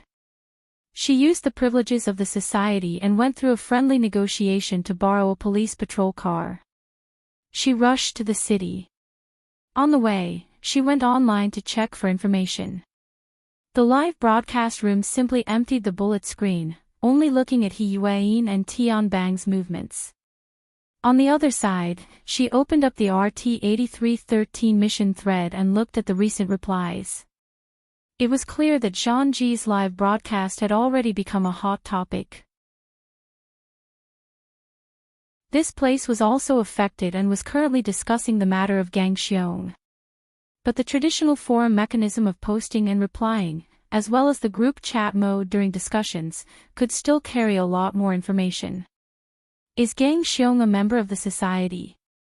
The metal hunting group is registered in the society, so he must be. Boss Jin Tong is probably going to explode from anger. Isn't Gang Xiong a B+? He's dead just like that. He's almost there. How many B+S are there in the entire world? It feels like they're endangered and rare animals like extraordinaries. It's fine if he's rare, but what the hell is he saying he's endangered? Less than 1,000. Less than 1,000. According to the Society's data, the vast majority of the 70,000 awakened were C rank. For example, in Xia City, there were only 14 registered architects out of the 1,000+ members. This number and ratio was second to none among the 88 branches under headquarters. Although headquarters had always been secretive about the number of ability users at B rank and above, the High Lord of the Eye of Secret Contract had made a famous judgment in the early years: masters are less than 1,000, and extraordinaries are less than 100. Weeds, flowers, and trees are scattered and difficult to form a forest. Master was the internal name of the Eye of Secret Contract. It referred to architects and B-rank powerhouses. This sentence didn't take into account the last two paragraphs. It meant that the estimated number of ability users in the entire world didn't even reach 1,000, and the number of extraordinaries didn't even reach 100. As one of the three great secret orders of the world, the authority of the Eye of Secret Contract wasn't inferior to that of the Wilderness Explorer Society. And its High Lord was ranked among the top 5 extraordinaries in the world. He was the kind of person whose spit was like a nail. Later on, someone confirmed with the High Lord of Secret Contract that there was another explanation for this sentence: architects and extraordinaries added together didn't exceed 1,000 in the entire world. And it had to be noted that this was an estimate that included the society, orders, individual investors, and even burners in the most extensive sense. Even if the society was a large organization with a lot of business, and all the heroes of the world came and monopolized half of it, there would still be no more than 500 people. At the very least, half of the B rank would be taken out. For a veteran powerhouse like Gang Xiong, it wouldn't be a problem for him to rank in the top 300 of the society. If he performed well, he could even rank in the top 200. If placed in the entire world, he would be at the level of the top 500. And then, he died just like that. Recently, the society's B rank has fallen a bit quickly. Let's not talk about Gang Xiong. There's also Snake Tongue. Sigh. I remember that Snake Tongue died in Xia City, right? No one responded to this topic, probably because it was a bit sensitive. It was also because at this time, someone copied a copy of the surveillance video that Tian Bang showed to Zhang Ji in the live broadcast room and forwarded it here. At the same time, they asked, God, please analyze. How in the world did Gang Xiong die? The video feels too fast. Is it my imagination? Someone replied, it's not your imagination. Looking at the video, it's most likely that he died in front of the pot company's operations supervisor. The latter has a very clear expression of horror. He probably saw the way Gang Xiong died. There's nothing else to say. It was certainly fast and ruthless. That's why he had such a reaction. A certain ID labeled Senior Intelligence Analyst explained a bit more in detail. If I were him, I'd be scared too. From the time the supervisor dodged to the time the shockwave broke through the door, to the time he sucked in air, struggled, went into a daze, and died, the span of time was 3.7 seconds. It was an instant kill, not only in name but also in reality. And looking at the scene, there aren't any obvious signs of confrontation. This proves that Gang Xiong was overwhelmed by power. At the very least, he was killed by powerful crowd control and explosive killing methods. Even if it was a sneak attack that caught him off guard, the difference in realms must exist. So, it's not the time yet. Look at this. The Senior Intelligence Analyst sent over a map. The map clearly displayed the situation of the high-end combat power of the Xia layer. Xia City has 14 B ranks and 2 transcendents. 6 of them have fleshly bodies that can be directly eliminated. This isn't a melee battlefield at all. Next, we'll eliminate those who don't meet the conditions of overwhelming and powerful crowd control and explosive. For example, Mr. Bai, who excels in hypnosis, Gao Meng, who draws talismans, and so on. Among the B ranks, only Old Yu and the Horn Demon's abilities are somewhat similar. But the Horn Demon offended Her Majesty Empress Wu. There's no way for him to return to Xia City in a short amount of time. As for Old Yu, I don't recall him ever killing anyone. Why don't you just say that there are 2 transcendents? That's the problem. Ouyang Chen has the style of a gentleman. He usually leaves some leeway when doing things. He wouldn't have such a great murderous nature. Her Majesty Empress Wu does things in a high-profile manner. She isn't afraid of people knowing what she's doing. Otherwise, this sort of situation wouldn't have occurred. Someone stabbed in from the side, there's still one more. Though he might be a bit inferior in terms of raw power, his danger level isn't low at all. The Senior Intelligence Analyst quickly replied, I know. You're talking about the legendary humanoid infrasonic array. If there were enough corpses left here without any external injuries, he would be the first person I would think of. But there isn't. This person's ability and the Devil Ray are 2 different matters. So in order to deal with him, we first have to kill the Devil Ray, right? So is off topic, huh? What I mean is, to kill a powerful person like Gang Xiong through the methods shown in the video, it's either a conspiracy of some Xia city that defies their natural instincts, or it's the work of some unknown powerful person. While the senior intelligence analyst was still analyzing, someone had already skipped over his long-winded explanation and directly pointed to the previous piece of information. The person above certainly didn't read the internal police report. Last night, the crime scene in Pingjiang district was at some Cloud City water village. Rumor has it that it's where the Devil Ray was stored. I seem to have seen through something. I seem to have seen through something too. Look at that mother of asterisk cur. Someone's driving the tempo. Zhang Yingying hatefully sent a message in the private chat of the Psychic Wave Network. Bamboo Pole immediately replied, everyone's driving the tempo. Papercut sent a dizzy emoji, mother of asterisk cur, it's too messy. Red Fox followed closely behind his good brother, the dagger will be revealed soon. Watch the live broadcast. Bamboo Pole reminded once more. Zhang Yingying saw this and entered the live broadcast room. She only saw He Yuan and Tian Bang conversing there. She didn't react for a moment. What are they saying? The bullet screen. Look at the bullet screen. Fuck. Cragburst also joined the discussion and directly sent a voice message. Zhang Yingying opened the bullet screen again. What entered her eyes was a field of blood red. Someone was flooding the screen with bullet screens. They were all filled with 16 billion. After scrolling for almost 10 seconds, there was a sporadic comment. What the hell? Get lost. I can't even see Officer He's beautiful face. Admin, kick this trash out. But at the same time, there were people who expressed serious curiosity. What's the number after 16?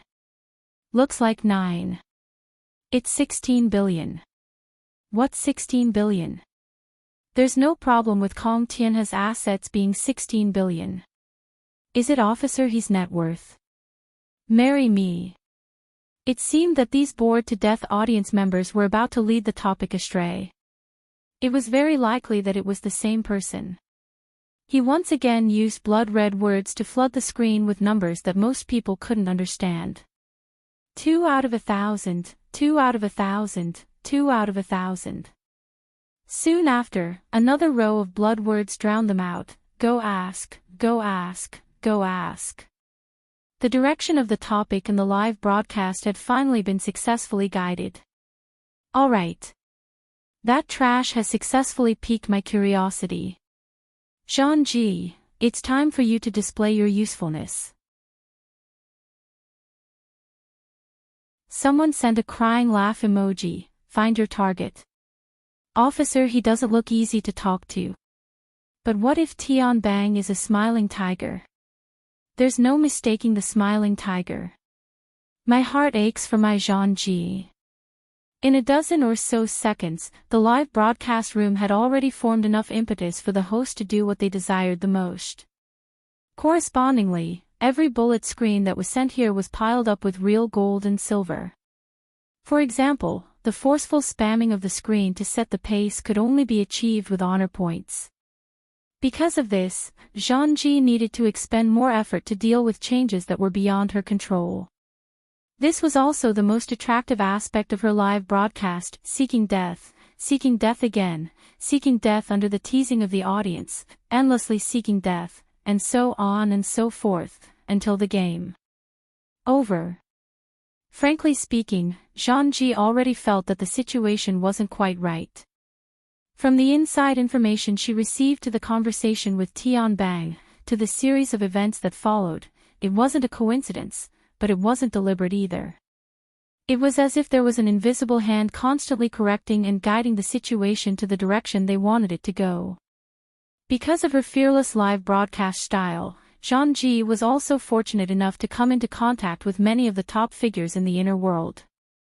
In her opinion, this feeling was familiar. It was as if she had bumped into the plan of some guru or some powerful scriptwriter. On one side, rationality screamed danger, and on the other side, the effect of the show was tumbling up. Between the two, she didn't need to hesitate at all. What's more, her team behind the scenes had already combined the information from various channels and sent her a rather reliable piece of information. Zhang couldn't control herself the instant she saw the relevant information. Her eyeballs swiveled, and she first interacted with the audience in the live broadcast room. My team just got some news. A certain bastard who set the pace. Was it you? The atmosphere in the live broadcast room was full. Shut him down. Shut him down. Get out of the way. Zhang spear technique is coming. This spearhead is so sharp. I have a bad feeling about this. Light a candle for Zhang in advance. Zhang shifted her camera and swallowed imperceptibly. She hoped that the gossip just now could help her buffer a bit. She considered her words for a moment and tiptoed over to Tianbang and He Yuan's side. She found an opening and suddenly asked, "There are rumors that the commotion in Xia City is related to a project led by Quantum Corporation. What do you two think?" Tianbang and He Yuan weren't the only ones in the room. There were 5 or 6 people from the police force. Everyone raised their eyebrows when these words came out. Zhang instantly became the focal point of everyone's attention. Tianbang didn't make any more donuts, but he still maintained his true nature as a smiling tiger. He beamed and didn't say anything. He Yuan cast a cold and clear gaze over from the side. Zhang adjusted the camera at the right time and gave her a close-up. Zhang knew that if she were to say the following words, she would very likely offend He Yuan and even the Xia City branch. But in the end, her habitual impulse suppressed everything. It said that Quantum Corporation is offering a reward of 2,000 of the project's shares as a reward for the recovery of the lost experimental body. The value of the shares is as high as 16 billion, and there's a lot of room for growth in the future. And that experimental body is currently in the hands of the Xia City branch. It's under the control of the branch's psychic genius, Luo Nan. May I ask, is this true? Zhang only took 12 seconds to finish saying over 100 words. It was rare that every word was as fluent as pearls. They were clear and legible, without any mistakes or omissions. He Yuan still didn't speak. Tianbang chuckled. Zhang, you switched professions to news broadcasting. Zhang was already in full battle mode. You said it's news. Does that mean this isn't a rumor? Only at this time did the vast majority of the audience come back to their senses from the barrage of words. It really is a huge sum of money with 9 zeros at the end of 16. So that's how it is. F asterisk CK F asterisk CK F asterisk CK F asterisk CK F asterisk CK F asterisk CK. It's disrespectful not to say it's 9 zeros. When's the nearest flight to Xia City? I'm in Luo City. Is there anyone going with me? We can split the reward in half. 1,000th is acceptable. I'm going to Xia City right now. Is it okay to sell coffins?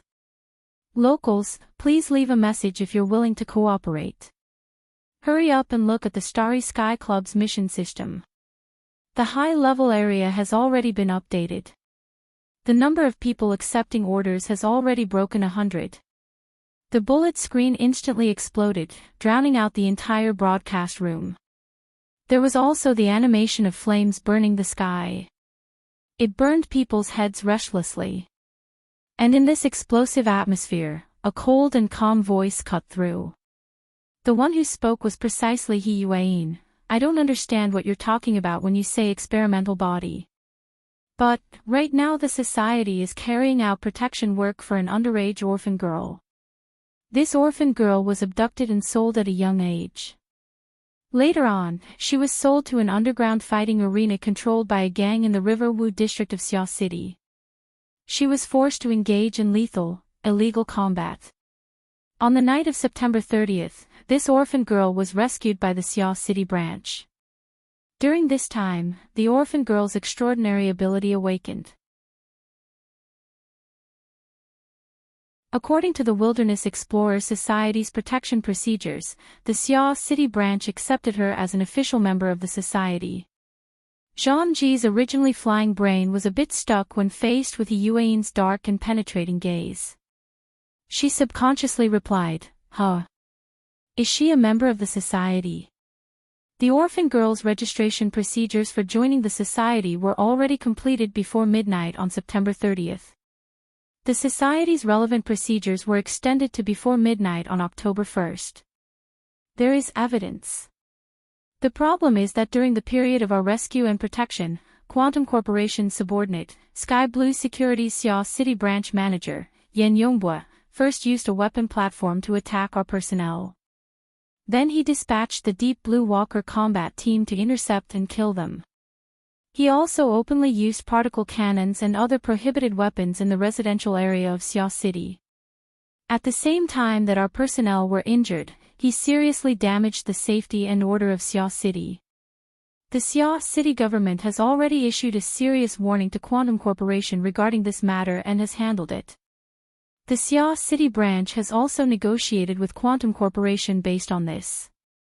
All processes and relevant documents have been recorded. Federation citizens can rely on their authority to access and read them. From the above, we can see that the orphan girl protected by the society is far from underage. Moreover, she was repeatedly sold. She doesn't have a legal guardian. Under this kind of background, what does experimental body represent? If she is an experimental body, I would like to ask, for the past 2 centuries, how does the principle of informed consent in human experimentation manifest? What position does Quantum Corporation hold here? Related missions, bounties, and bonuses. On what basis are they established? The Xiao City branch hopes to have a clear answer. The atmosphere in the live broadcast room began to turn from restlessness to stagnation. Someone muttered, "Why do I feel like this is a press conference?" It's not a press conference. It's a court. A court. Wouldn't it be better to just say it's an execution ground? No matter how the evaluation was, Yuan's speech continued. According to the principles and regulations established by the Wilderness Explorers Society, the Xiao City branch will contribute their greatest strength to the safety and welfare of ability users. They will provide protection to the orphan girl to the best of their abilities. They will also cooperate with the government. According to the relevant authorization, they will carry out the most severe strike against all organizations and individuals that trample on the laws and regulations of related industries. This determination is unwavering. I also hope that the relevant people will abandon rumors, set their position straight, and overcome their greed. Don't do stupid things that hurt your friends and please your enemies. Don't do stupid things that are like pulling grains out of the fire. Cough. Little sister Yuan, if you keep talking, then this really will turn into a press conference. Please take care of Miss Zhang-Ji's program. Tian Bang chuckled as he interrupted Yuan's speech. He came over and stole the camera. I want to say it. Little sister Yuan has always done things in a thorough manner. You don't lack material evidence or witnesses. What?